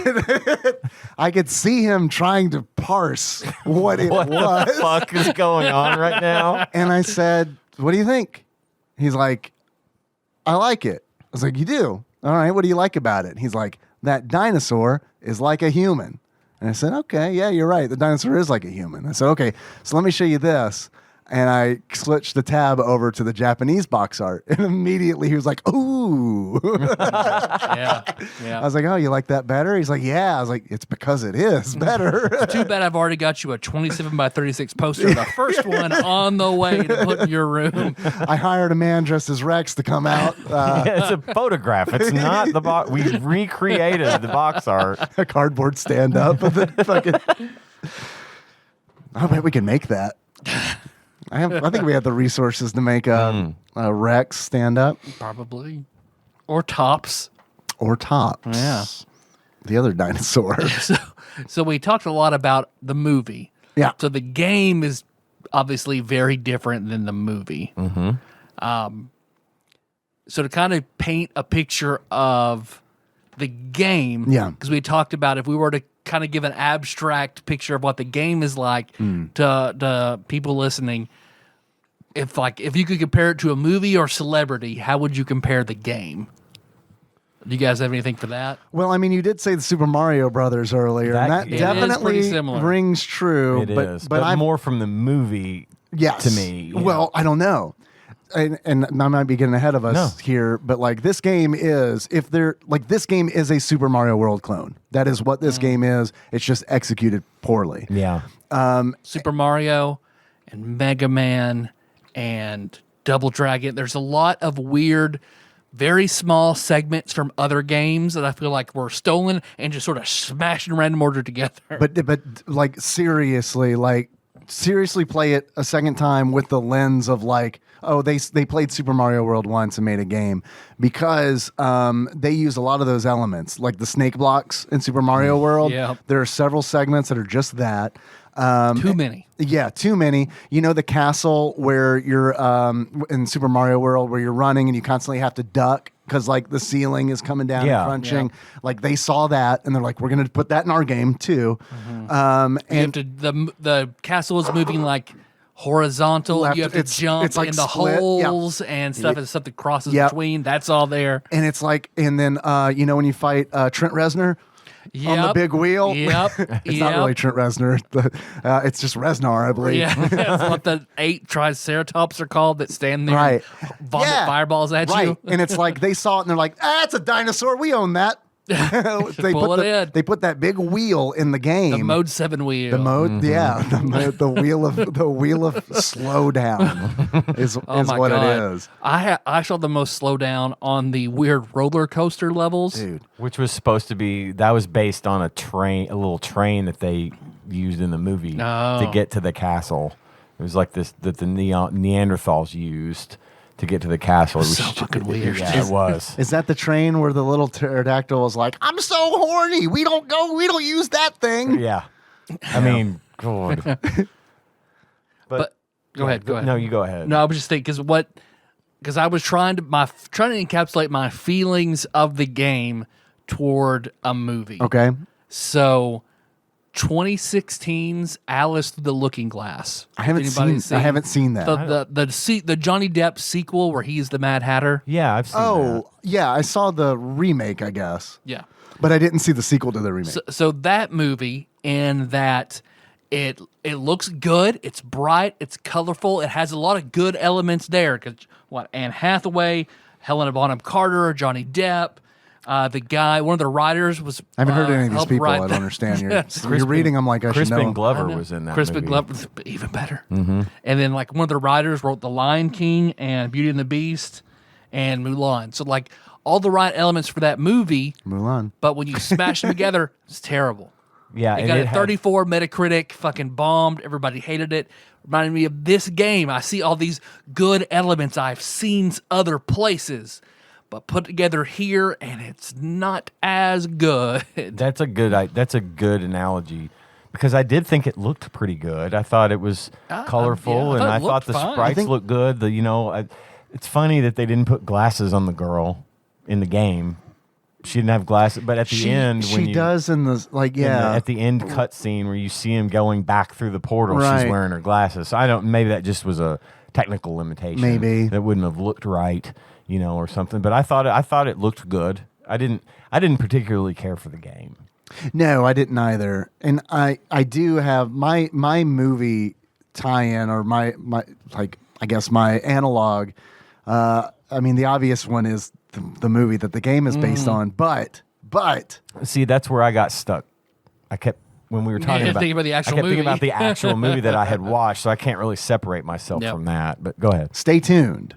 And it's mainly because of the plot. Stay Tuned is the movie where it's Ritter. John Ritter. John Ritter. Thank you. John Ritter. He's playing the husband to I don't know the actress. I can't remember her name. But they have the principal from Ferris Bueller, that pedophile. He convinces them to get a big satellite dish, and so they get the satellite dish, and then when they go to use it, they get sucked into the TV. Yep. I remember watching this movie as a kid and fucking loved it. I loved it, and I want to rewatch it. I wasn't a kid when I first saw it, but I actually really liked it too. Because they go through all these channels and stuff, and it's like all of the movie is just packed with almost feels like a horror anthology, because it's changing. Each little segment is a story. So at one point they're animated mice in a cartoon, and then the next one they're on this fucked up game show, and then it goes through all these different segments. But all of that's to say, they just got sucked into a television, and that's what happens to Timmy and Jamie in the movie and the game. The game is weird in that in Mario, say you'll have the gimmick that sort of gimmick in one world. The ice world will have all the ice things going on, or a jungle world will have more of the things where you're up in the air jumping from platform to platform. This game has the same 4 or 5 gimmicks that just repeat one after the other. So it's not like you're in one world and then 3 stages are this. You go on to the next world and 3 stages are that. It's just, gimmick A, gimmick B, gimmick C, gimmick A, gimmick B, just over and over repeating, going from the the roller coaster, and then you are in the sliding castle level, and then you are in the ice world, and then you are back in the roller coaster again, and then you are back on the ice world. Yeah. There's the flow is very weird. Cohesive. It doesn't, why is it like this? I don't know. I kind of liked it though. But the reason I liked it isn't the reason I liked it is because this is a bad game. Mm-hmm. And I don't think that I could sit through 6 of the ice levels in this game back to back to back to back, or 6 of the fucking roller coaster back to back. To me, because the game was bad and the levels were poorly designed, it was thank God that it's a different fucking stage. It's something else that still sucks, but at least I'm getting a different kind of It's a different kind of suck. At least with Joe and Mac, like this game reminds me a little bit of Joe and Mac, or a little bit of Mario. Caveman games. Yeah. Like Joe and Mac at least has the overworld map where you'll see the terrain you're about to go into as you scroll across and move. Right. I feel like this game could have benefited from something like that to at least give some sort of cohesiveness to all of it. I totally get it. But I don't think that's what they were going for, because most of the stages end with 2 doors. And you have to choose which door you go through. And like... And I like that. It's a good element. I like it too. I liked it. I know it's mentioned in the JonTron video, but like I immediately also thought of Super Mario Land, because it's like Super Mario Land does that similar thing where there's like a door that is harder to get to than the other one. But in Super Mario Land, the way it worked is if you got to that hard door, it was a bonus level. In this game, it just sends you to a different level. And I don't know if you're moving forward or if this is a sub level and you're going to come back. And I was confused about that. I was confused too. Well, they both go to the same next level, but the harder one, after you're done, you'll have the bonus game. Oh, okay. Where you collect the legally distinctly different Yoshi eggs. Right? Yeah. Right. Because then, of course, I like the beginning. You can choose either you're the boy on Rex or the girl on Tops. Yeah. There's no reason to play as Rex. No, because he's got this really short range punch as a weapon. He sucks. He's the Jamie and Tops have a ranged weapon, arrows or something, and it's powerful. It's as strong as Rex's short range punch. Yeah. I think they're kunai, which is like, that's nice. That's like a nice touch, because it's like, all right, because like if you look on the box art, it's like, Tops is like rolling with some kunai, which is fucking rad. Dude, Tops could fight. In the end of that movie, there's another big fight scene, and dude is straight up karate chopping people. I mean, dude had moves. Even in that big mask, he was doing some serious kung fu. That poor martial artist. Because in that cantina scene where he does a fucking backflip in this giant fucking frilled mask, and it's like, it's hilarious because like he lands the flip and it's like, holy shit, and then the mask is just going flapping around, just wild, like a wacky wavy arm guy, like on his fucking head. But I would have liked to have seen some of that fighting incorporated in there somewhere. Maybe let the dinosaur do some kung fu. I mean, hell, it was in the movie. What's wrong with having a little dino kung fu, you know? Well, it's a slippery slope. Then you gotta like put all the horniness in the game too, you know? True. We don't gotta want have that. big titty dinosaur Konoichi fucking swinging around. So I mean, because like I said, like the element, like you get to choose your dinosaur. You have the 2 different doors. You have the different schemes. You have the bonus levels. You have, God, what? I'm trying to think of some of the other stuff that just all this shit. Oh, JonTron mentioned the sky changes, like from day to evening to night. Yeah, thought that was neat. Yeah. You know, how they thought that through, and they thought about putting that in there. Again, they thought a lot of things. Good-looking game. Yeah. But the partner system, because you can press the shoulder button and the kid can jump off. And sometimes then you're the kid going through. You don't use it a whole lot. Sometimes you have to do it. Yeah. Like, because like there's weird puzzle platforming elements to this game, which are like, they're very simple puzzles, like so simple that I can do with them. So it's like, I thought that was nice. And what I thought was weird, and maybe Ian, you might have fucking explained this for me. I didn't understand why because I've always played as Jamie and Tops. I did too. Because it's like, there's like you were saying, Tyler, there's no reason to play as Timmy. He's the worst. Yeah. Given between a fucking 9-year-old boy and a 30-year-old woman, I'm going to play a 30-year-old woman every fucking time. So she like, when she gets off of Tops, she points this thing at enemies and they freeze. Yeah. That's the remote. That's the fucking remote. So thank you for explaining that. Because sometimes I wonder why, because I see him turn to stone, it looks like in the game. Yeah, because they turn gray, right? Why, how is that happening? Right. I thought it was like a ray gun or something. Yep. Yeah. Yeah, it was the remote. And you have to do that sometimes in the game to use the frozen enemies as stepping stones across an otherwise impassable area. Because I got about halfway through the game before I was just like, okay. Yeah, it's about where I was at. I gave up. It feels small and not the gameplay is it's oddly difficult at times, and the hitboxes are kind of strange. The level just feels, for being an open game, and I have no problem with the pixel sizes, but the game feels. I'm not leave that dead horse back there, but it feels so small and sort of cramped. Anxious. Yeah, playing it. It didn't feel good. They would have enemies on top of enemies, and it would be some places where you dude. Could not get through a lot of traps without taking a hit. Right. Period. Like low-lying enemies. Those stupid little. There were these little.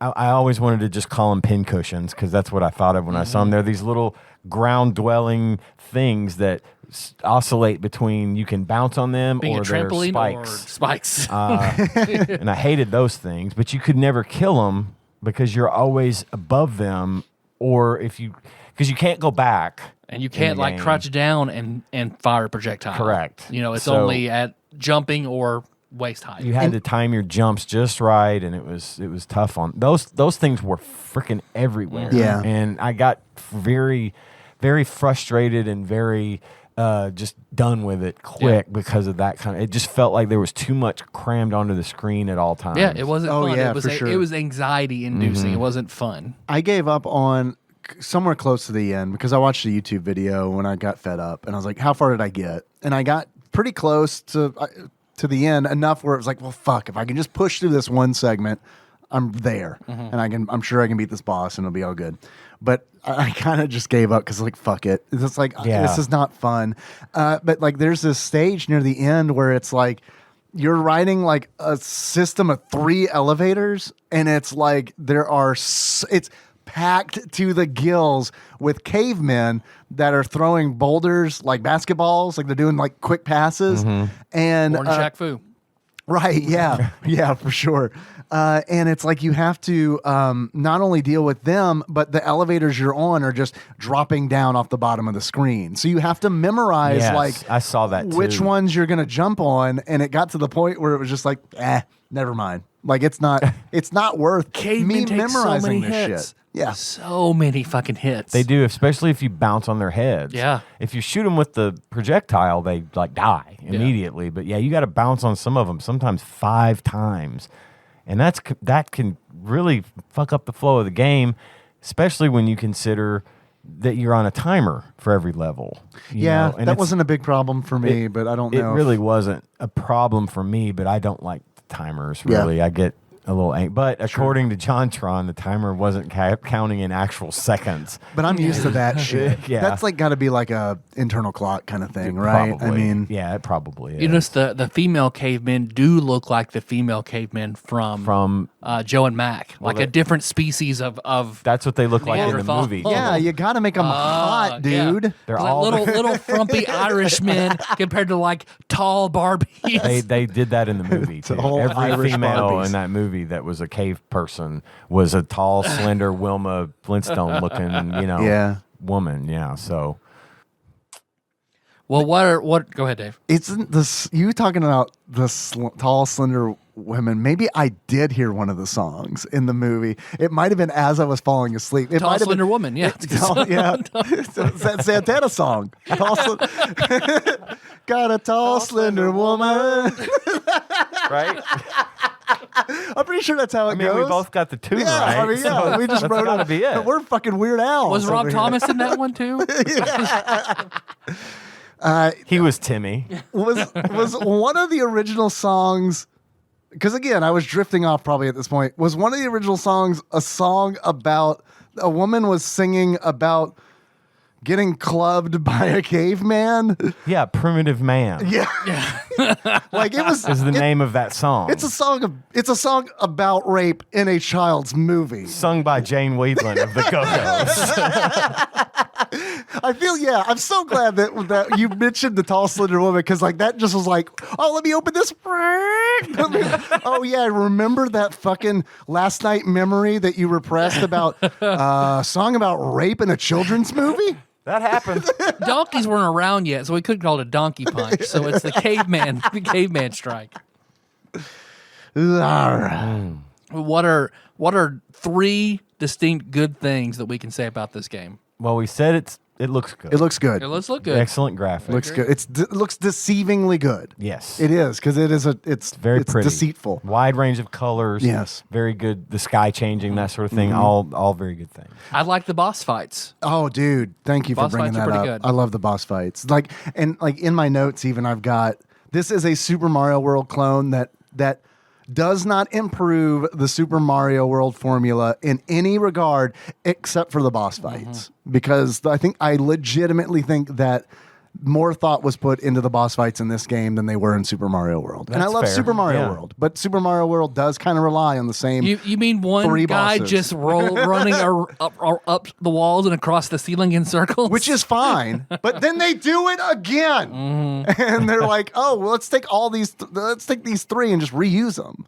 And it's like, okay, well, let's use a tilting stone in lava. Let's do that twice yeah, too. let's take all the Koopalings get So I mean, and I'm not trying to shit on Super Mario World, but if we were to be like name 3 negative things about Super Mario World, that would be one on the list. Is that I do feel like they were like, we made a great game, but fuck, at the last minute, Miyamoto was like, you guys put bosses in this, right?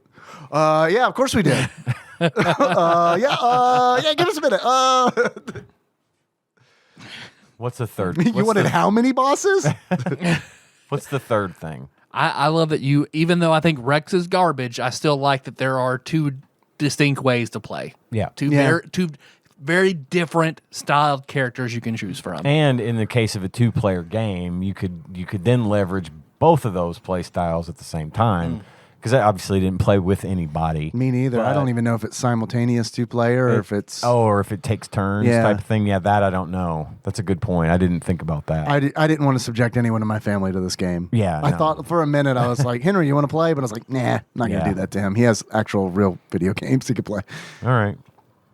But I also like, I know we talked about this. I think it's really cool that you can get off the dinosaur in this, because it very easily could have just been a game where it's like, yeah, the kids are on the dinosaur because, they're kids in the movie. Right. But the fact that they have a distinct role in the game, I thought was neat. I think that role is minimal. Very minimal, but neat that it's But there. it is neat, yeah. So I had that on my list of positives, too. How do you feel like it... Where did it start? Did it deliver on your original impressions? And where did it start to go off the rails? My original impression obviously was that it was going to be a skateboarding game, and I was kind of looking forward to it. I can see that, yes. But obviously, at the end of the day, it just was another platformer that kind of fell flat. It had, like we said, it had a few good little things about it that could have enhanced a more properly designed game. But in the end, I didn't feel excited to keep playing it. I just wanted to just put it down and move on to other things because I'd seen this basket full of issues before, and I give up on them pretty quick when I don't immediately feel like with Addams Family. I liked that game and I had fun playing it, and it immediately got my attention. It wasn't super hard, but it wasn't super easy, and I liked everything about that one. This one just kind of immediately fell flat for me, and I found it difficult to stay in it. But, I'm not surprised at that either. Yeah. So. It exceeded my expectations. Oh, did it? Get wildly, because the box art is so bad. Really. Like, when I started it up, it was like, oh, okay, this is like, it's like a shitty Super Mario World, Right. which is like, at least it's kind of like Super Mario World, which is a great game. So yeah, the box art is so bad that I went in this with like really, really super low expectations. Where it did go off the rails for me was how slow it is, because imagine Super you can't can't World run. without a run Yeah. feature. It's fucking dumb. But I know what the design decision was there, and it's because the kids can get off the dinosaurs. The kids are fast. So they are. I feel and like they can jump pretty high yes, from the dinosaur. right? And I feel like they were like, well, we have to have some contrast between the kids and the dinosaurs, or what's the point in having both of them in there? And I think that's why Freeze Ray. Yeah, sure. Honestly, I do think that's enough, but I honestly think they were like, that's not enough. Let's make the dinosaurs fucking slow. that decision might have also been influenced by, and this is truly where it came off the rails for me, and where I no longer was like, this fucking sucks. The slowdown in this game is fucking. They should put the developers in video game jail for like releasing it, because there are times where it's like the slowdown is so bad and I'm platforming that it literally doesn't register my button press. If 3 roller coasters on the screen at the same time, it's like nope. And it's just like fucking do some quality control on this motherfucker. Take one of the roller coasters out, the fucking Resnar wheel. It's gone. Get it the fuck out, because it's like anytime that Mode 7 motherfucker was on the screen and they'd have like these legally distinct Paragoombas flying in, the game was just like, give us a fucking minute. Don't press any buttons, because if you do, there's a good chance it ain't going to register. But also, you do need to be jumping. So, see, I think that's IREM. I think they just don't know how to deal with that, because what they also did, the R-Type series, and R-Type slowdown is fucking bonkers. Yeah, it is. Like, holy shit. Yeah. Bonkers. I know. So I think, whoever's there, they just like, we don't have a guy that does that. Dude. It'll be fine. Or maybe they got like the souped up dev kit, like Nintendo fucked up, and they were like, they were checking inventory, and they were like, oh shit, where's the SNES 2 prototype? Oh fuck, we sent that to IREM. Should we tell him? No, Miyamoto's gonna be fucking pissed. Remember how we reused all those fucking bosses from Super Mario World? I thought he was gonna piss in our mouths.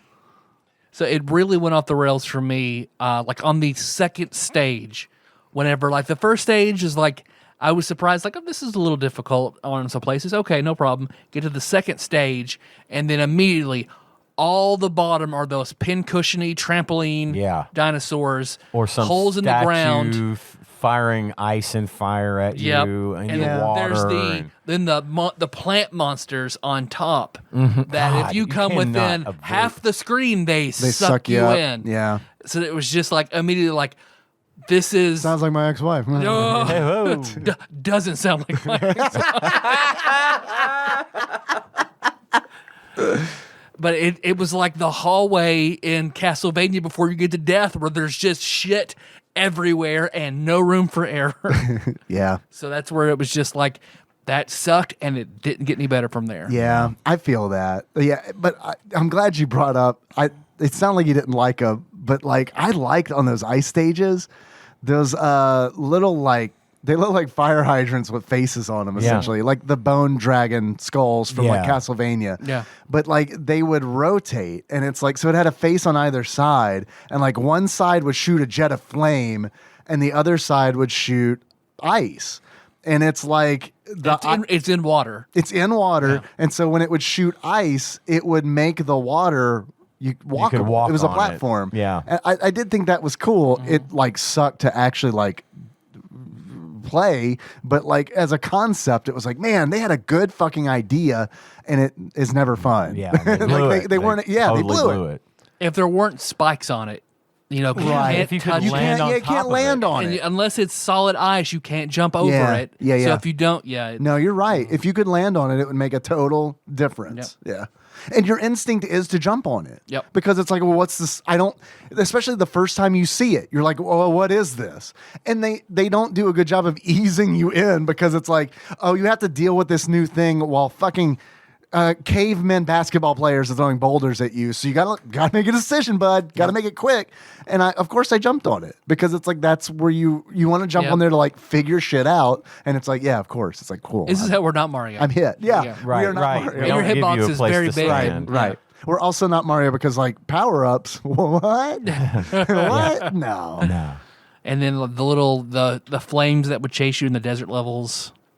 Those were they were spread out, and you're so big and hit it. Yeah. Yeah. But overall, pretty shitty. Pretty awful. So top 100, bottom 100. Mediocre for me. I'd say it's in the gray. Yeah. I'd probably say the top 350. Top 350. Yeah. Giving it a C. Yeah. Is it a C? I give it a C. Okay. I might give it like a. Yeah. All right. I'm with that. Maybe top 400. Did you guys have any achievements? I have one. It's open the door. Oh my god! Get on the floor. Oh, everybody walk the dinosaur. Oh god! Fuck, man. Get that, and I will repeat. Open the door. Get on the floor. Everybody walk the dinosaur. Boom, boom, shaka laka laka boom. Yeah. Boom, boom. You time your jump down the step of the pincushion monsters wrong and just hit every spiked one on the way down and die. Yeah, That's what happened to me. like Homer going down the gorge. Because you get three. What did it even talk? You get 3 hits. I never found a way to get more hits. You just No. replenish those hearts. You don't get more heart containers. Yep. Yeah, you can just replenish. I did think that the hearts themselves were plentiful plentiful enough. Yeah. But that would have been nice to be able to increase your overall containers. Yep. But yeah, one wrong step down that thing and you're done. You're dead. You're not going to hit one that's not spiky and you just go, ow, ow, ow, die. There is in this game, I swear, there's like this fucking. It's like they. I mean, I lost my fucking train of thought. Good lord! I had something to say, and then Nikki sent me a message with a shitload of emojis, and I was like, "Oh, I better tend to this." And it was like everything was fine. Good. That song, Ian, "Walk the Dinosaur," One of my favorites. good baby. lord, man! As a kid, like that was like fucking. Oh, it's fucking fire. I do have some achievements. Sorry for my inattentiveness. First achievement I've got is Not the Mama. In order to unlock Not the Mama, play this game with your dad. Next achievement. No, you guys don't like My that one. dad would have hated this game. It's fine. It's fine. It's fine. It's all right. It's cool. Next achievement. It's all right. It's cool. Yeah, you're not going to win. Dinosity. Dinosity. Oh, here's the thing I was going to say before I got distracted. You're welcome. Yeah, thanks. So in JonTron's video, That was funny. which was funny. It's too bad he's such a It's shitbag. too bad that Yeah. I've heard that Yeah. he said some shitty stuff.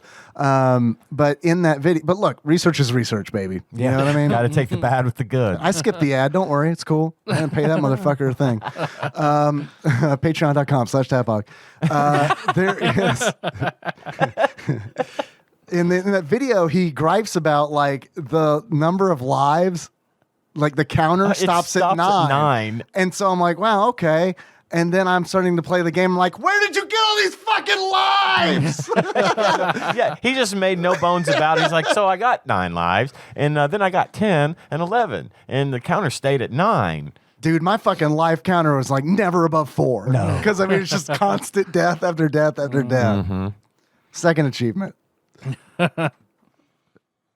Tops to bottom. Thank you. Tops to bottom. In order to unlock tops to bottom, get hit in the ass by a thrown boulder. Oh, you're playing as tough. Yeah. Good. That's all I got. What about you? I've got 2. I've got a kick, punch. It's all in the mind. And that you beat a stage as Rex with his kicks and his punches and Nice. All right. his tail swipes. This is where my parents died, Parappa. This is where your parents. Thank you. And then my other one is Power Top. Yes. All right. You beat the All game right. as top. All right. Nice. Okay. Tops. I have one called that I just came up with. No, I mean, I totally prepared this one. It's called Tops. In order to unlock Tops, you purchase this game with Ken Griffey Jr. rookie card. All right, now I've got another one. Tops, right? Tops, get it? Tops, you're right. We get it. T-O-P-P. That's the joke.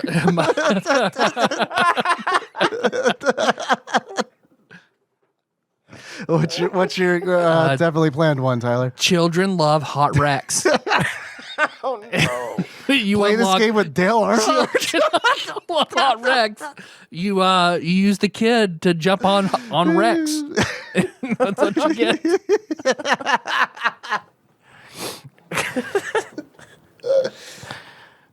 Up and at them. Oh God. Up and at them. I wish I could come up with something funny to go with up and at them as an achievement. I'll save it for another game. Yeah, we got this. We'll play Bart versus the world. There you go. Save it for that. I'm looking forward to Bart's Nightmare when we draw that eventually. How many Simpsons games do we have left on the Super Nintendo? Krusty's Funhouse. Yep. Bart's Nightmare. Virtual Bart? Yep. I think, yeah. Is that it? I think that's it. Have we done I don't think we've hit We any of the haven't. Simpsons games on the SNES yet. Nope. Huh. We've only done Bart versus the Space Mutants, I think, on NES. Yeah, that was by our own design. Yep. The randomizer is a fickle mistress. Pickle Mistress. Tyler, Yes, Dave. do you have any like facial hair, any kind of like beard you want to give this game? I do. I want to give it my beard, Your beard. but my beard is Devolved.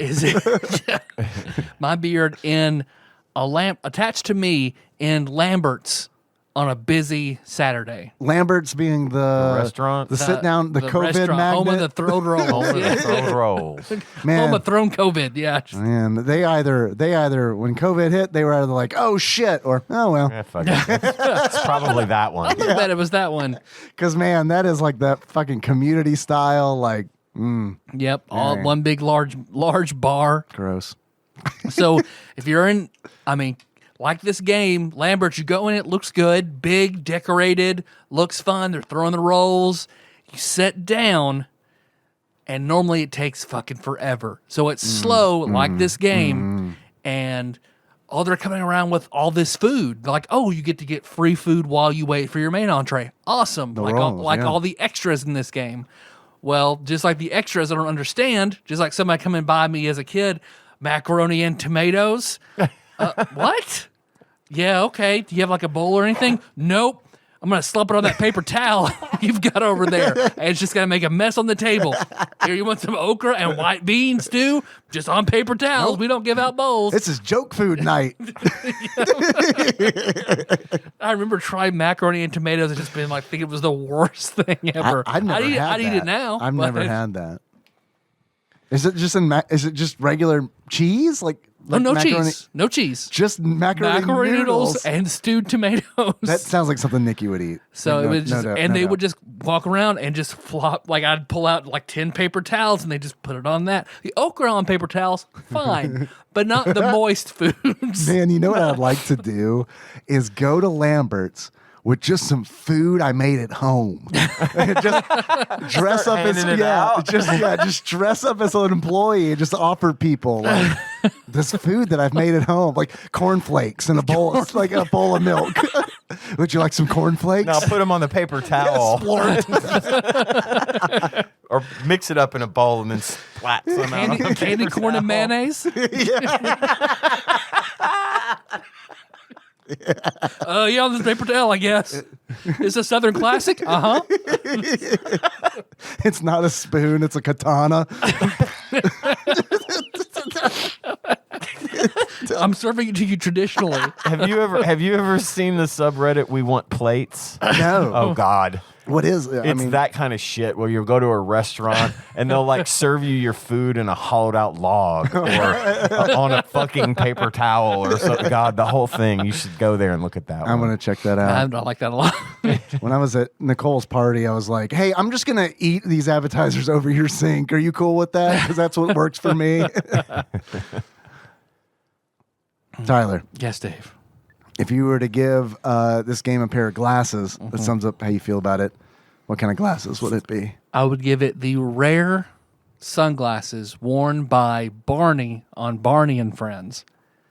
Because this game might have looked cool and urban on the Western box art. You actually play it, and it looks more like the kids. Yeah, the kids from Barney riding a Barney-ish dinosaur.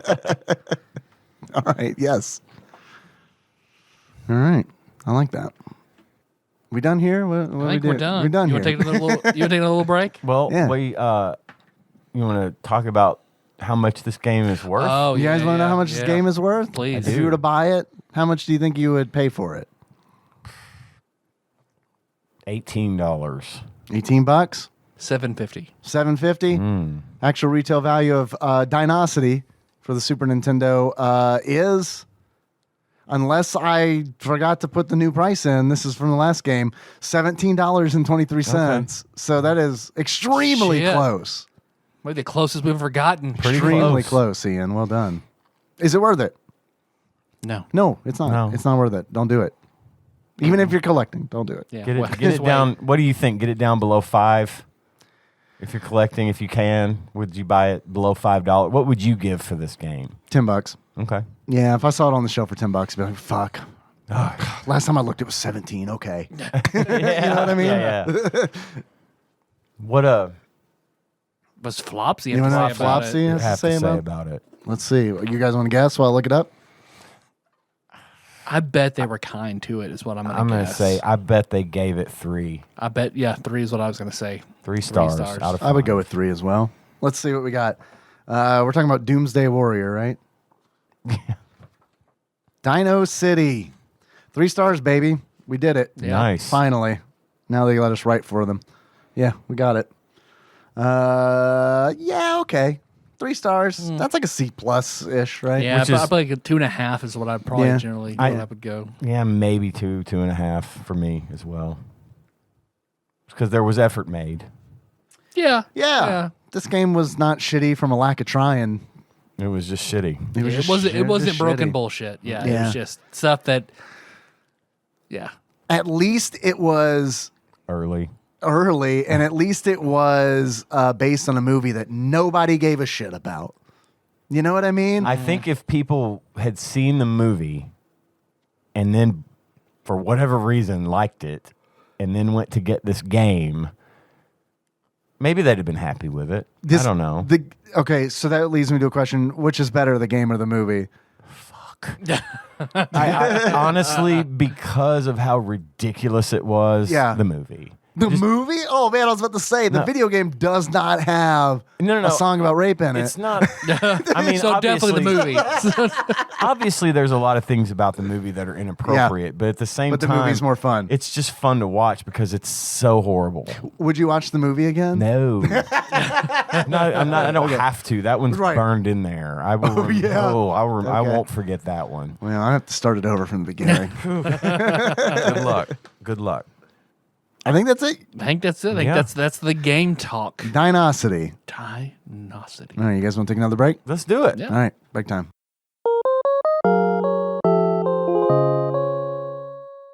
We're back. All right. Now time for the fun third. Yeah, it's been a fun. Yeah, it's been a fun Act 1 and a fun Act 2 for me. Me too. I'm good. We'll see, Ross. Don't fuck this up, Ross. It's all- We're in a good mood. God, it all depends on you, bud. And actually, Ross sent me a message. He was like, "Hey, did you do the quiz that I sent you on last episode?" I was like, "Sure didn't." It's an all-call show, Ross. There was no mention of quiz. Sure did not. I sure didn't. And it's because I didn't even have it in my notes. But the good news is I still have that quiz, and we can take it now. I have a quiz from Ross entitled Happy Non-Denominational Holidays. Thank you, Ross, to you as well. Ross begins, a long time ago, I started making a computer game.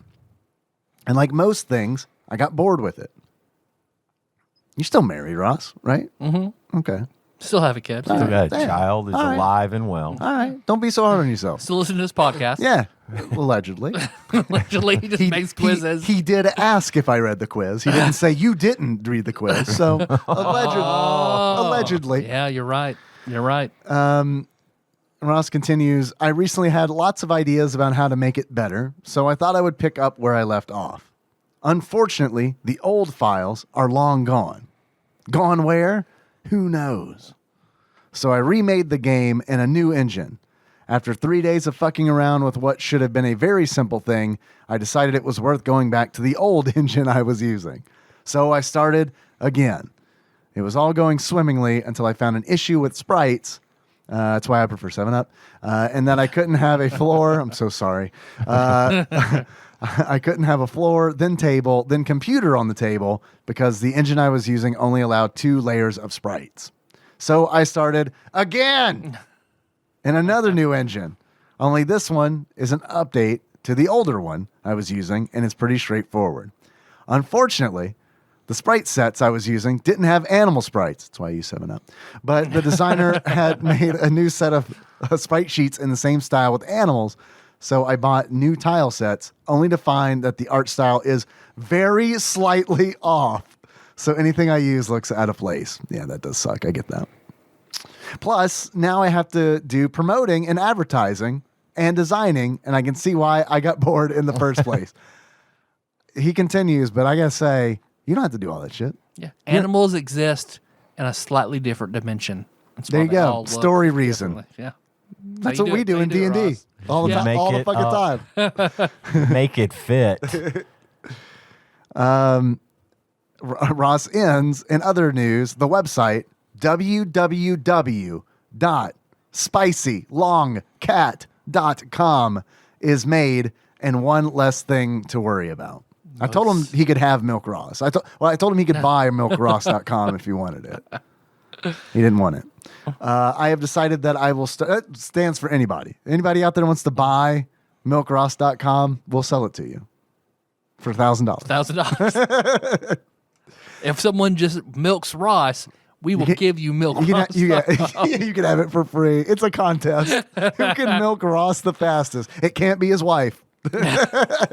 God, you saying that. So we used to play D&D. I'm reminded of my first game with Ramon, where it's one of the, like, it's old-fashioned in game, old-fashioned Ramon, where we are fighting like a ancient green dragon in a forest, and Josh's frenzied berserker is about to charge in, deal the final blow, but he's also looking very bad. It's just like, all right, he's already taken his attack of opportunity this round, so unless he has combat reflexes, I should be able to get in there and kill him. I'm like, yeah, okay. So he charges in, dragon bites him, kills him, and Josh is like, how did he have, this dragon had combat reflexes, and Ramon's just, yeah, he has combat reflexes.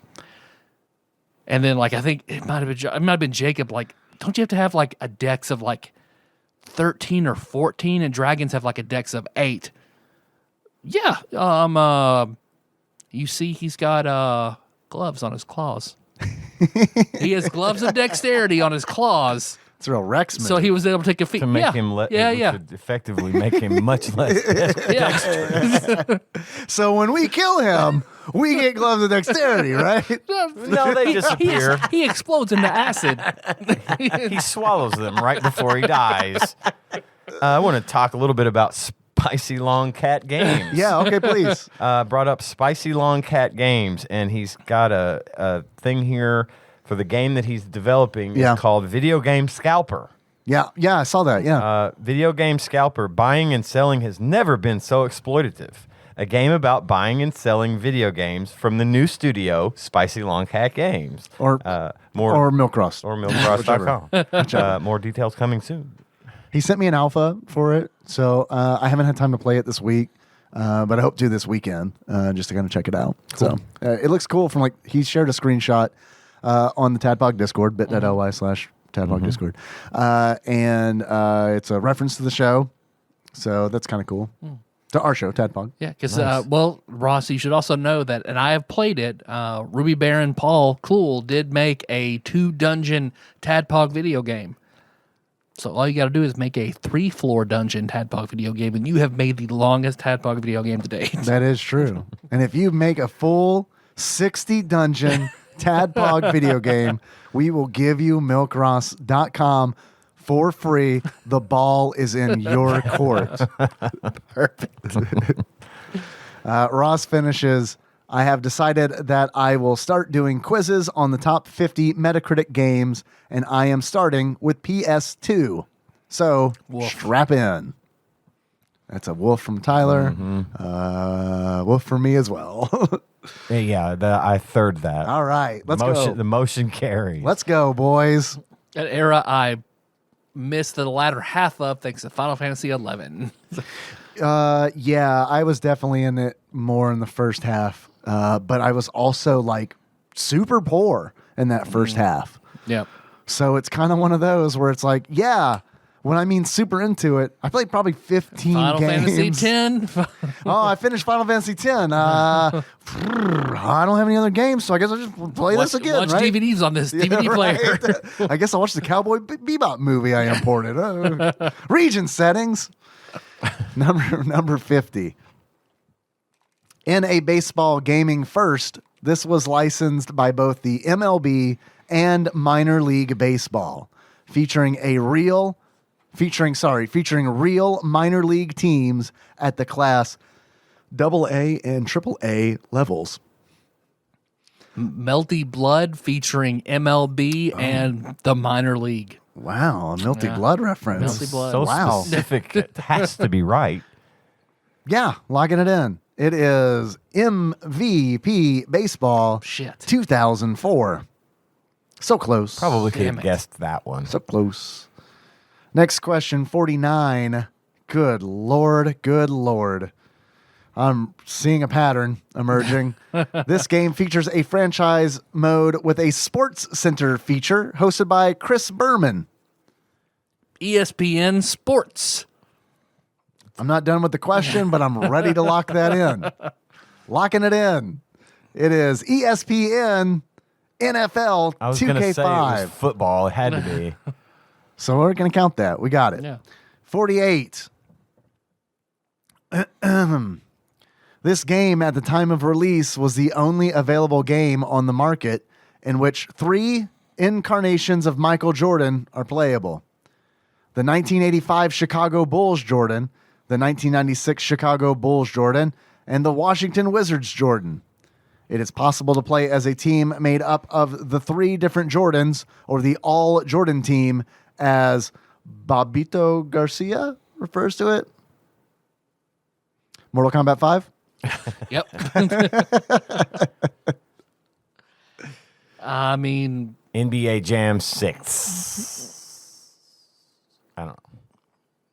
Maybe it's some like street ball thing because player team. It sounds like teams of 3. It does. So it would be like a it's like NBA All Stars. street ball type game. Like Arch rivals yeah, with Jordan. Yeah. Now with Street Jordan. hoops. Street Hoops. Michael Jordan's arch rivals. Street Hoops 95. Street Hoops 05. 05. Street Hoops 05, locking it in. It is NBA Street Volume 2. We got Street. We got it. Okay. We got it. We got that question. All right. Good. Cool. Yeah. Close Good job, enough. guys. Next question, 47. This sequel introduces 18 new weapons, such as the Blitz Gun, Seeker, and Lava Gun. Each weapon has a growth bar, which increases when the weapon is used to defeat enemies. Harry Potter and the Prisoner of Azkaban. Harry Potter and the Prisoner of Azkaban, said with confidence, locking it in. It is Ratchet and Clank 2, Going Commando. Never played a Ratchet and Clank. I didn't either. I haven't either. I've heard the latest one on the PS5 is like, looks really, really good. Gage is a fan. I've He been got so it. close to picking it up to play with Henry like on multiple occasions, and I've just been kind of waiting to see if I can find it on sale or Yeah. something. Because I don't know how long it's going to keep his interest. Because I mean, he's just really just wants to play Minecraft. Yeah. You know what I mean? Leave So me it's like- alone, Dad. I'm like, there's all kinds of different video games. Don't pull a Final Fantasy 11, son. There's so many games out there. Don't waste 3 or 4 years of your life on this one single game. And then I turn on YouTube and it's like, 1 trillion Minecraft videos, huh? Well, okay. I guess it must be pretty good. Question 46. The levels in this game are based on regions of the United States and other countries. In each level, certain tasks that advance the game's narrative must be completed before the player can move on. These tasks include score attacks, races, item collection, and reaching one of many gaps found in a level. This is clearly Diners, Drive-Ins, and Dives, Oh, yeah. right? Dive 2K, presents. 2K10. Yeah. Wait, 2K10? Yeah. I don't know about that. Maybe 2K9. You're probably right. I don't think they had the pickle DLC until 2K10. The donkey sauce DLC. Baby, give me that donkey sauce. Hit me with it. Good Lord. A game with different regions. I don't know this. I'll read it again, but there's no fucking way. I feel like the key to this is in reaching one of many gaps found in a level. Is this a fucking Tony Hawk game or something? It's like it's a skateboarding game or some shit. It could be Tony Hawk. Sure, why not? Pro Skater 3. I don't know which came out. 1 and 2 was PlayStation 1, right? So let's say 3. Tony Hawk's Pro Skater 3? Sure. Yeah. Logging it in. It is Tony Hawk's Underground. Which is the third game. Counts. Got it. Got it in 1. Next question. 45. During his explorations of the fortress, the protagonist encounters Yorda. You seek Yorda. The daughter of the castle's queen.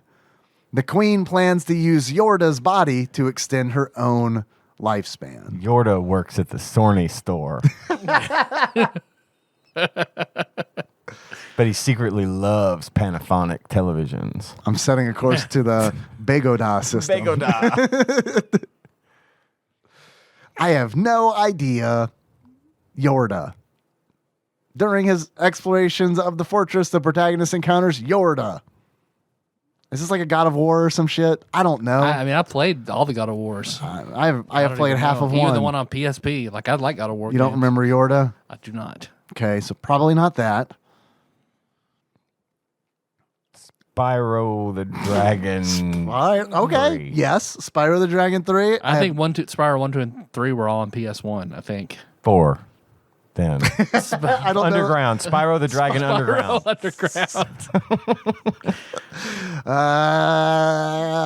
Locking it in. Crash Bandicoot. Bubsy. Tony Hawk presents Crash Bandicoot 7. This is a game I've been meaning to play for a long time. Eco. Ah. Oh, okay. Well, you know you have Yorda to look forward to. Yorda. You seek Yorda. Yorda? Fuck, I can't. Now I can't even play it. I was wanting to play it until then. 44. I can't even deal with from Start Ropics, Zoda. Oh, shit. Damn, man. Soda. 44. In Japan, this soccer game sold. God damn it. Ross. Fuck. I know it's Metacritic, but I can't blame them. In Japan, this soccer game sold 1 million copies on its first day of release. It's got to be FIFA something. It has to be, right? FIFA. Japanese soccer Underground. stars. Japanese soccer stars, locking it in. Soccer Tokyo Starring Drift. Crash Bandicoot. Underground. Underground. Locking it in. It is World Soccer winning 11-8 international. And then it cuts off. God. It's in all caps, so I don't know. 43. The 16th installment of this series features former Baltimore Ravens linebacker Ray Lewis on the cover. Madden 2003. Oh, Hey. Kismet. Locking it in. It is Madden NFL 2005. And we lost John Madden this week. Yes. I know. Just yesterday. Which hit me to us, just yesterday. hit me harder than I thought that would hit me. Because, I mean, I don't really, outside of the video games and like the funny shit I've heard him say, like, John Caliendo's impression. That's right. about it, yeah. That's kind of like it because I didn't watch a lot of football or anything. But man, it fucking sucked. He was to truly hear that he a great died. man. He really was. Dennis sent me a great fucking video of just some commentary he was given on some game, and he just starts talking about Troy Aikman trying to grow a beard. I saw that. And holy shit, it was like the funniest fucking shit that I had like. It made me wish that I had watched more football. Like if he's like roasting Troy Aikman left and right. He was so fun to listen to Good after Lord. he became a commentator.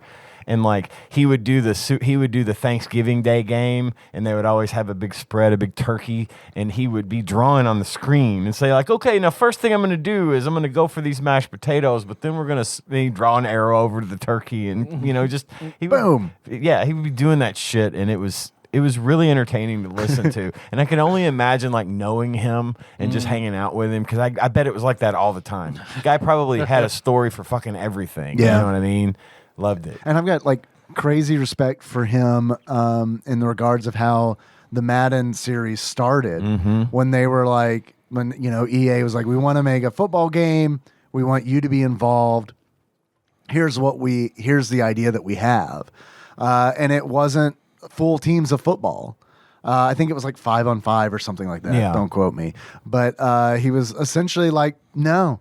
That's not football. It has to be. It has to be football. You have to have the plays, the whole and team. the team. Yep. And you have to have all the options in front of you. Yep. Just like I did when I was a coach, and that's right. Yeah, he and he wouldn't back down from that, and I think that's fucking fantastic. Well, he made that game. It became a staple for every game system, every like PlayStation or Xbox, right? Not Switch, obviously, or Nintendo, but there was just no holding back, and he defined that genre of video game, in my opinion. I think they set the highest possible standard, and I think they did that at the behest of the man who probably loved football more than anybody ever. Yeah.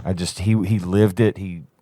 Every minute of his life, and he did it right. And the fact that he every year would come in and record his lines for that game without fail, and it's truly the end of an era. The guy was a fucking great man.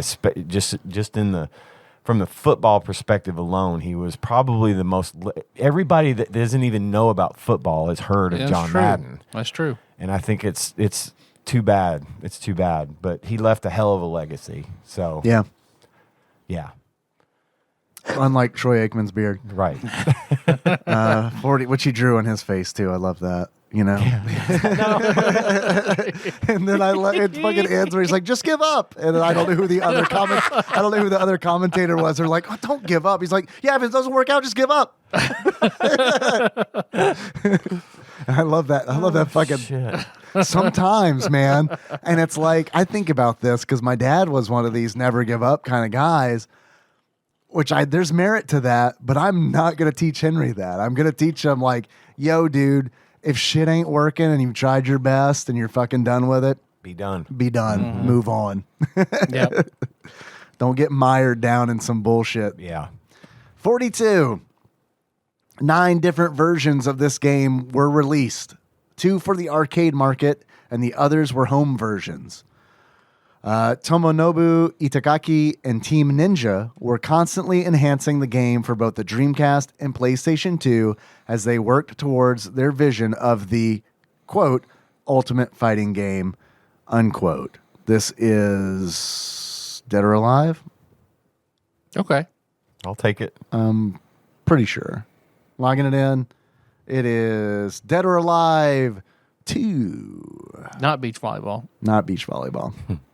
Damn it. All right. I'm counting it anyway. Yeah. 41. This football game's cover athlete is former Oregon Ducks, Detroit Lions, Miami Dolphins, Atlanta Falcons, and New Orleans Saints quarterback Joey Harrington. Madden 2003. Yeah. Locking it in. Get it eventually. It is NCAA football 2003. We're counting it. Okay. Yeah. Any part of it. Any we'll part get we it. call on these Good questions. fucking counts. Lord Jesus Christ. All right. Thanks, Ross. Next question. Fuck, marry, kill. Walnuts. Hazelnuts. These nuts. Just kidding. Brazil nuts. Can someone describe these nuts to me, please? What's a hazelnut look like? Nutella. That's what they Okay, meant. Put thank in you. Nutella. A Yeah. Brazil nut. They're pretty big. I'd say like the size of half your finger. They might look like they might be really hard, but they're They're not. super soft. Yeah. I don't know. that I've I had do. one I of do those. like a Brazil nut. I kind of stay away from nuts. Had a bad pine nut experience. Don't like to experiment with a That's lot fair. of nuts. Probably wise. Yeah. So I'm gonna. I experiment with any nut I find. Yeah, get that nut. Get it. You're gonna kill them all, aren't you? Well, yeah, I'm gonna fuck with these nuts. I gotta. I mean, Yeah, I'm gonna kill them all. I don't know. I really can't. I'm sorry. I can't answer. I'll marry walnut, fuck hazelnut, and kill Brazil nut. See, I'm gonna do the inverse. I'm gonna kill walnut. I'm gonna marry hazelnut 'cause I love to tell fucking a lot, and then I really like Brazil nuts, so then I'll fuck Brazil nuts. All right. Do you know the newspaper for Ross where he lives is the Isle of Man Examiner? I did not know that. I saw his wife posted a picture of them in it, and I was like, the Isle of Man Examiner? Yeah. That's probably not what you should have went with. What's his name? Or her name, sorry. Couldn't use Gazette, could you? Had to go with Examiner. Examiner. That's your newspaper name is essentially like the dude wearing a hat that says Boob Inspector. FBI. Fuck, marry, kill. Now I can answer this one. Mashed potatoes, roast potatoes, boiled potatoes. That's pretty easy for me. I'm gonna marry a mashed potato because I never don't like mashed potatoes. Mashed potatoes are pretty I good. can have it with just about anything. Gravy, Close no gravy, encounters. I don't care. Mm-hmm. Roast potato is fuck for me, and I'm gonna kill a boiled potato, but not because I have anything against a boiled potato. I like a good boiled red potato with steak. Yeah. They're really good, but that's my least favorite of the three. Okay. Yep, I'm with you. Well, Tyler, what do you think? I'm going to marry a roasted, fuck a mashed, and kill a boiled. I'm going to marry a mash because of that gravy. Yeah. I mean, I'm assuming the gravy is included. If it's not, then I think it's optional. It can be. yeah, then Has to be then an I'm gonna option. I'm gonna marry that mashed, and then I'll fuck a boiled potato. And I mean, I like all of these, but I guess I have to kill a roast because I have to kill one of them. Yep. Next, fuck, marry, kill. You guys are gonna have to help me on this one too. Okay. Minced pies, Christmas pudding, Christmas cake. This is a British question that I'm not prepared to answer. Is a minced pie a meat It's a pie? meat That's pie. that's what I Yeah. would assume. Any a meat particular pie. meat? There is no Lamb? I in meat pie. there is no I in team, but there is an I in meat pie.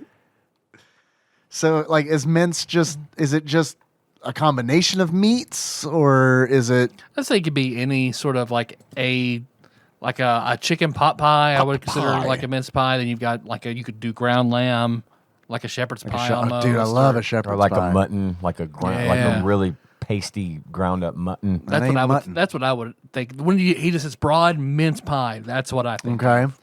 What is a Christmas pudding? I assume something like plum pudding, Gross. Or Killing. or figgy.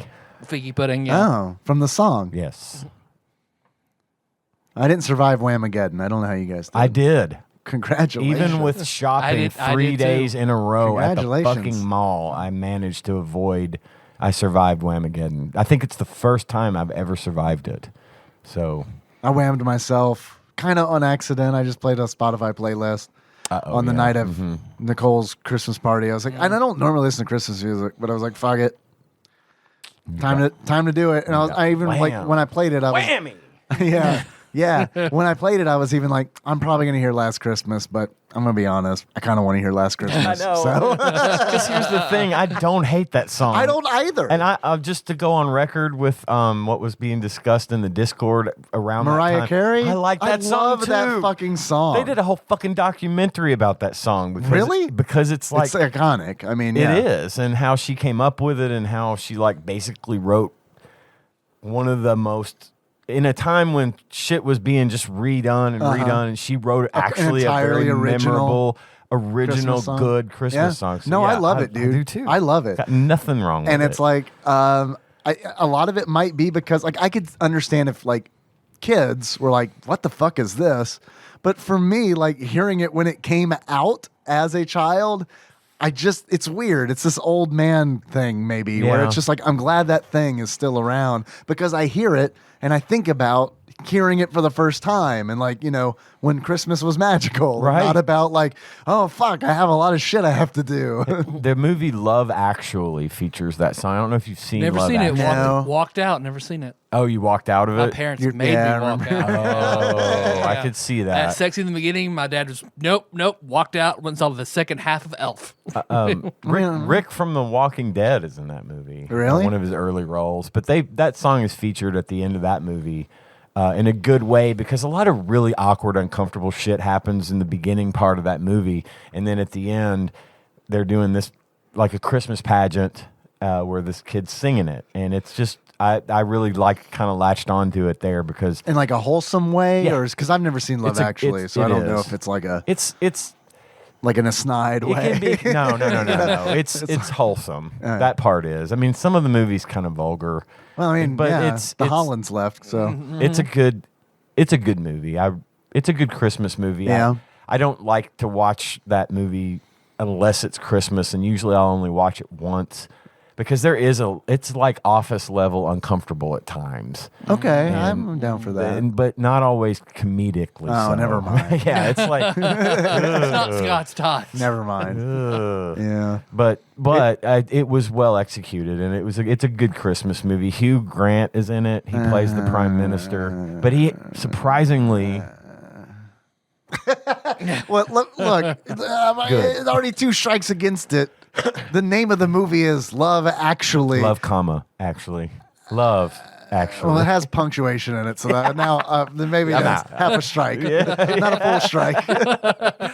And then Hugh Grant, I don't know, you put those 2 elements together, and I'm already thinking of what kind of movie this is. But Well, if you ever like next year at Christmas, if you Yeah. ever watch a Christmas movie, fucking, I'll watch it when I want to, Ian. watch it at Easter if you want. I don't give a shit. It's a very I highly British- recommend we all watch it at Easter. On Easter. That and Joe Dirt. Yes, Do you guys want to have a Joe Dirt Easter? I do. That sounds amazing. Is Love, Actually better or worse than Stay Tuned? Ooh, Which would you it's rather worse than watch? Stay Tuned. Okay, I love all right, Stay okay, Tuned. yeah. I like Love Actually. All right. I love Like Stay Tuned. Actually. I like Actually. Do you like Actually? Do you like Love Actually? All right. So Christmas pudding. It's like a figgy. I've never had a figgy I pudding or haven't either. a plum pudding or anything like that. Sounds very old fashioned and super gross. What's a Christmas cake? Is that like a fruit I cake? wanna say That's it's what I would like say. a fruit cake. Yeah. Okay. I know they have like a traditional Is it like a big box? Christmas cake that in England Yeah. I have particularly. a computer in my pocket. I could look up Christmas Ross, we have cake. Oreos and milk with all this fucking bullshit you got over there. Yeah, Christmas cake. Well, hold up. Christmas cake ice cream. Whoa, holy shit. Christmas cake. Okay. Yeah. Often fruit cake served at Christmas time in many countries. But see, okay, so then they show the photo on Wikipedia is this, it says a British style Christmas cake with marzipan and icing. So that makes it actually look more appealing to me than Yeah. like the fruit cake I'm used to seeing, which is like encased a in can carbonite, and- yeah, like yeah, from exactly. Walmart. Fruitcake, man, I've never seen a food that just runs the full gamut like fruitcake. Like fruitcake can be one of the worst things you've ever eaten, or if done right, it's really, really, really good. Well, I just don't feel equipped to answer that question properly. I mean, I think I could do this one. I probably would land on marrying the cake. Okay. And then it's just for me a toss up. I don't typically care for pudding type things. I hate it. So I guess hate it. minced pie is my fuck, and then I'd kill pudding. I'm gonna marry a minced pie. Me too. Because I will. I can commit to Some like meat. a pot pie or shepherd's pie Yeah. or even like if it's just meat with a crust on just it. a beef pie. A hot pocket. I mean, what have you? You mean a hot pocket, Ross? Why don't you fucking say it then? Or you could buy the expensive Holt pockets. Thank you. And then I will fuck. Rather warm pastries is what they call them. I'll fuck the Christmas cake. much to the chagrin of my loved ones. And then I'll kill the pudding because fuck pudding. Blech. No, I mean, kill it. No, I'm with. I echo you, Dave. That is it, Ross. Right. Thank you for that heartbreaking quiz. Maybe we'll get better at them in the future, but I kind of doubt it because it's probably still a whole bunch of sports games. Yep. Yeah. Well, let us know what you think of the new, how we're trying to kind of do some new things with games. Let us know what you thought about that. Or we don't. seem I'm to cool enjoy with it. this. Or don't. Just deal with it. Yeah, I mean, because it's like, I like this. It's So not that much different. I hope you do too. Otherwise, So what I think the translation. What are you going to do? Send us some money or something? Patreon.com/TADPOG. But I do think what we're really trying to say is if you liked it, let us know. If you didn't, Don't bother. Don't want to worry about it. yeah. Well, here's an announcement because so far the plan would be to start it next week. What we plan to do is start another tabletop series next week. I'm kind of keeping it under wraps from even the players. All I will say is that it will be D&D 5e, but it will be taking place in 2000s era The year Paducah, Kentucky. 2000. So we're doing that next week. Yep. Let's get our time travel figured out because I thought that was the following week. But we're gonna do that and publish that Well, the Wednesday after this. Yep. Okay. All right. Do you want to go ahead and see what the next video game randomizer. we're gonna do? Yeah, because if somebody can't make it or we want to do something different, yeah, sure. And if it's a fucking super long ass game, we'll have time might to do actually it. have time to do Yep. it. Okay. All right. Or do we want to voluntarily choose the long ass game? No. Okay. No, I don't. Let's randomize this motherfucker. Okay. I'm going to plug in this battle rap peripheral, set it up, Wild and Crazy Kid style, say the prayer we all love to say. No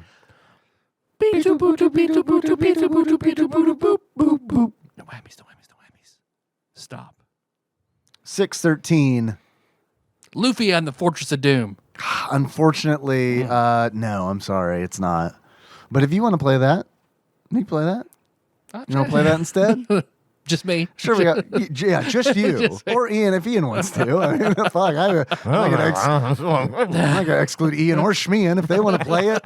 They can. It's fine. Shmean has to play it. I ain't gonna do that until I fucking have to. 613 is very close to Lufia 2. It's SWAT Cats, Oh, okay. the Radical Squadron. Cool. Like it already. SWAT Cats. Yeah, that is a cartoon we can watch That's a cartoon? Uh-huh. SWAT Cats is? Okay. Absolutely. All right. about cats flying jet fighters. Oh, sweet. Man, that's how we won Desert Storm, I believe. Fucking Toonses. Toonses in the air. I was going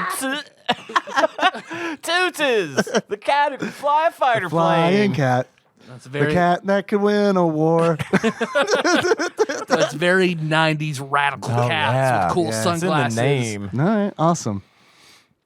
Cool. Let's see. So, hey, you want to send us something? You can do that to TADPOG Studios, care of Nicole, Nance, PO Box 3785, Paducah, Kentucky 42002. Call us at 270-883-2555. Leave us a voicemail. We're doing more of those. Yeah. We're on all sorts of social media. Really, just put it in the Google machine. We're on all the big ones, except TikTok. We'll get there. We've got kind of thinking about that. So, And if you're listening to the show, you've probably found it. Right? Yeah. I mean, it Yeah. stands to reason that you found us Yeah. somewhere. yeah. Yeah. So You typed into Google Dino-City podcast, and this popped up. here Yep. you go. Welcome. You're like, fuck, I've already watched the SNES Drunk video and the JonTron video. I need more Dino-City content. If you would like to sporadically interact with me or Dave or Tyler, how could they do that? Shout into the wind, and the message will be carried to us Smoke signals work too, but only during the day only during the day. and when there's a new pope. Exactly. But there's also a Discord. There is. That you could find us there. It's pretty cool. It's bit.ly/TADPOG Discord. Come check it out. Or don't. It's fine. If it ain't your thing, I get it. I'm in there every weekday from about 8 to 5. Yeah. Imagine that. That's How does that work? That coincides with something. I don't know what it is. I don't always get a chance to look at my screen, but I'm there if you want to talk to me about something. Yeah.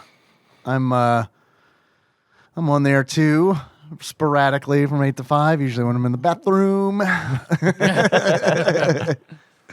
And I am whenever someone ats me. Oh, don't say that. Don't at me. Oh, you're going to get a bunch of them on Wednesday. You got that stream, Dave. Yeah. Yes and no. Yeah. I'm on Twitch. Just search for Tadpog. I don't know what I'm going to do with that. I took last Sunday off and honestly really enjoyed it. The downside of it was that I had to play Dino-City alone. Which again, those are pros and cons of that too. Honestly, I feel like I was able to take better notes. Yeah. Usually when I stream a game on Twitch for the show, I'm always like, well, I'll go back and review that video so I can actually like take notes. I'd never do that because that's not fun to do. Right. So yeah, I don't know. Yeah, just check it out. I might be on there. I might not. I haven't decided. Twitch.tv/Tadpog underscore podcast. If you just type Tadpog, you're going to find this blank screen that looks... Yeah, go say hey to that person. Whoever that is. Support them, I guess. Maybe, they don't do know. anything. Yeah, we don't It's know. just blank. It just says Tadpog in lowercase letters. It could be a piece of shit. I don't know. It's definitely a piece of shit. Let's see. And on Patreon, we got an increase from, I believe that's Dirtbag Keith. Yeah. Thank you. Thank you, Thanks. Dirtbag Keith.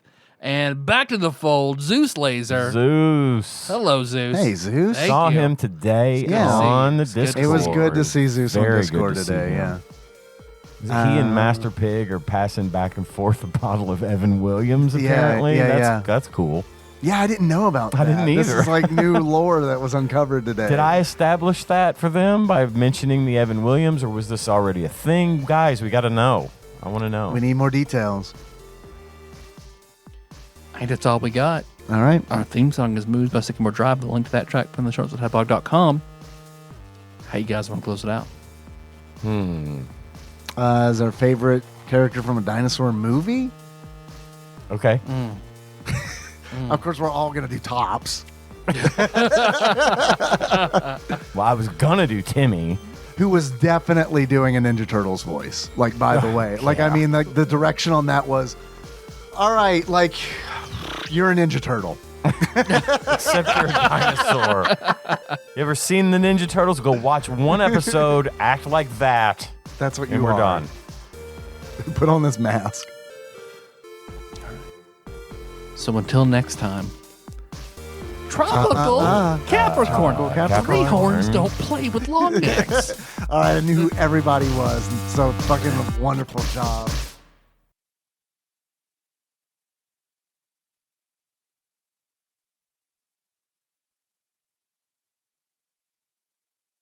I know who you were, Dennis Nedry. Yeah, I was Dennis Nedry. You were Malcolm. Yep. Yeah. Because his name's Ian. Right. Shmee and Malcolm. No one likes Shmee and Malcolm.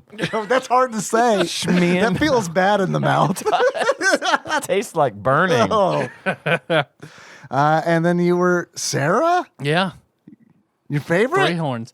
That's the first word I thought of. I mean, I'm not No judgment. I wanted to try to not definitely go, like, judgment. Little though. judgment. It's like, I'm going to leave the Jurassic Park to them. I'll think of something. What's another dinosaur movie? Okay. Land Before Time. How many dinosaur movies can we name? Jurassic Park 1, 2, 3. Jurassic World. Jurassic 1 and World 2. 2. Jurassic Kingdom. Wait, That's the new that's one coming. Wait. Second or third? Third.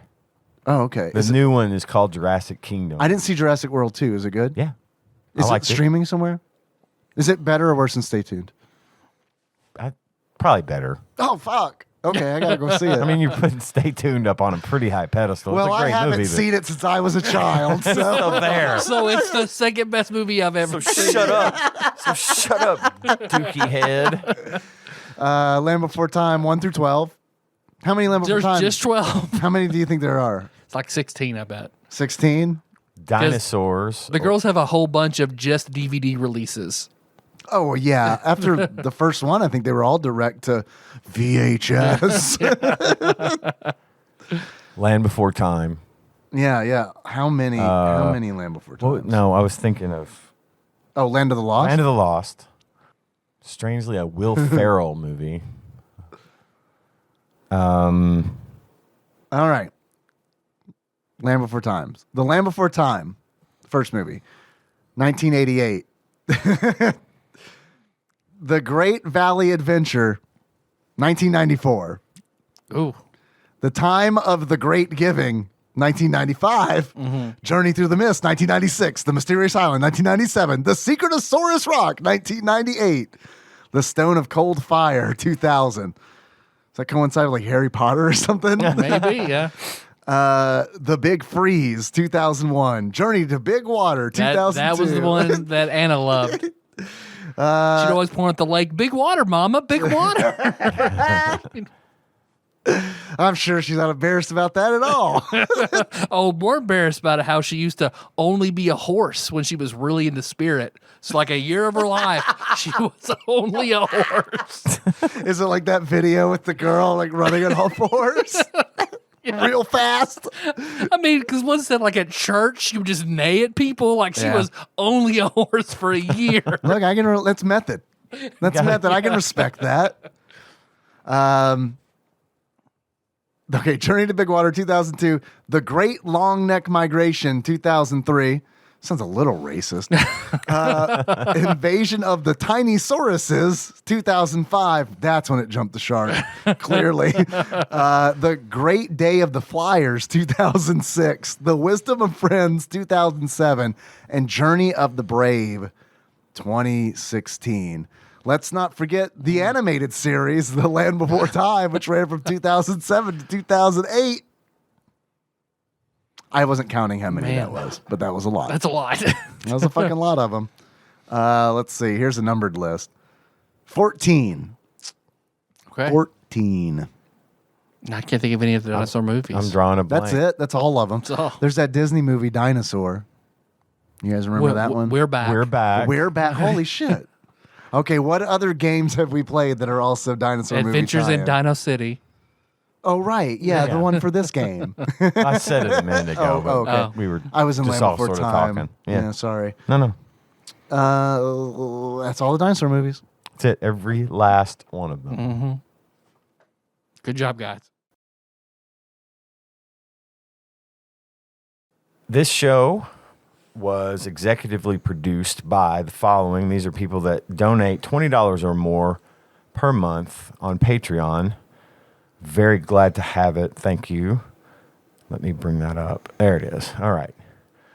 This show is executively produced by the God Emperor Alex Pena, Cousin David Galino, Plinko Nick Price, Temporal Eternal Savior God. Now I'm going to do it. Temporal Eternal Savior Cubicle Monkey, Steve Dixon, Cthusiast Jeff Miners, Clambro Cody Phillips, Bantha Master, Executive Producer Dig Duggy, Game Bug Crime Nathan Eaton, Time Lord Josh Edwards, Matt Gentile, a.k.a. Gentle G, congratulations on your marriage, Sick Jake, we're sorry you fell for the marketing, Magical Sleeper, a.k.a. Big Dick Pie Baker Chris Vaughn, Usurper Grimm, Pinball Archmage Chris Edler, I'm sorry you couldn't be on this episode, Platinum member Brett Miller, Sandwich Pope Phil Hawkins, Nate from Utah, first time caller, Drink Smith, Joey Webster, Master Cycle Baron Kevin Link, Barbecue Baron Andrew Rowland, and General Kenobi Massacre. Thank you all very much.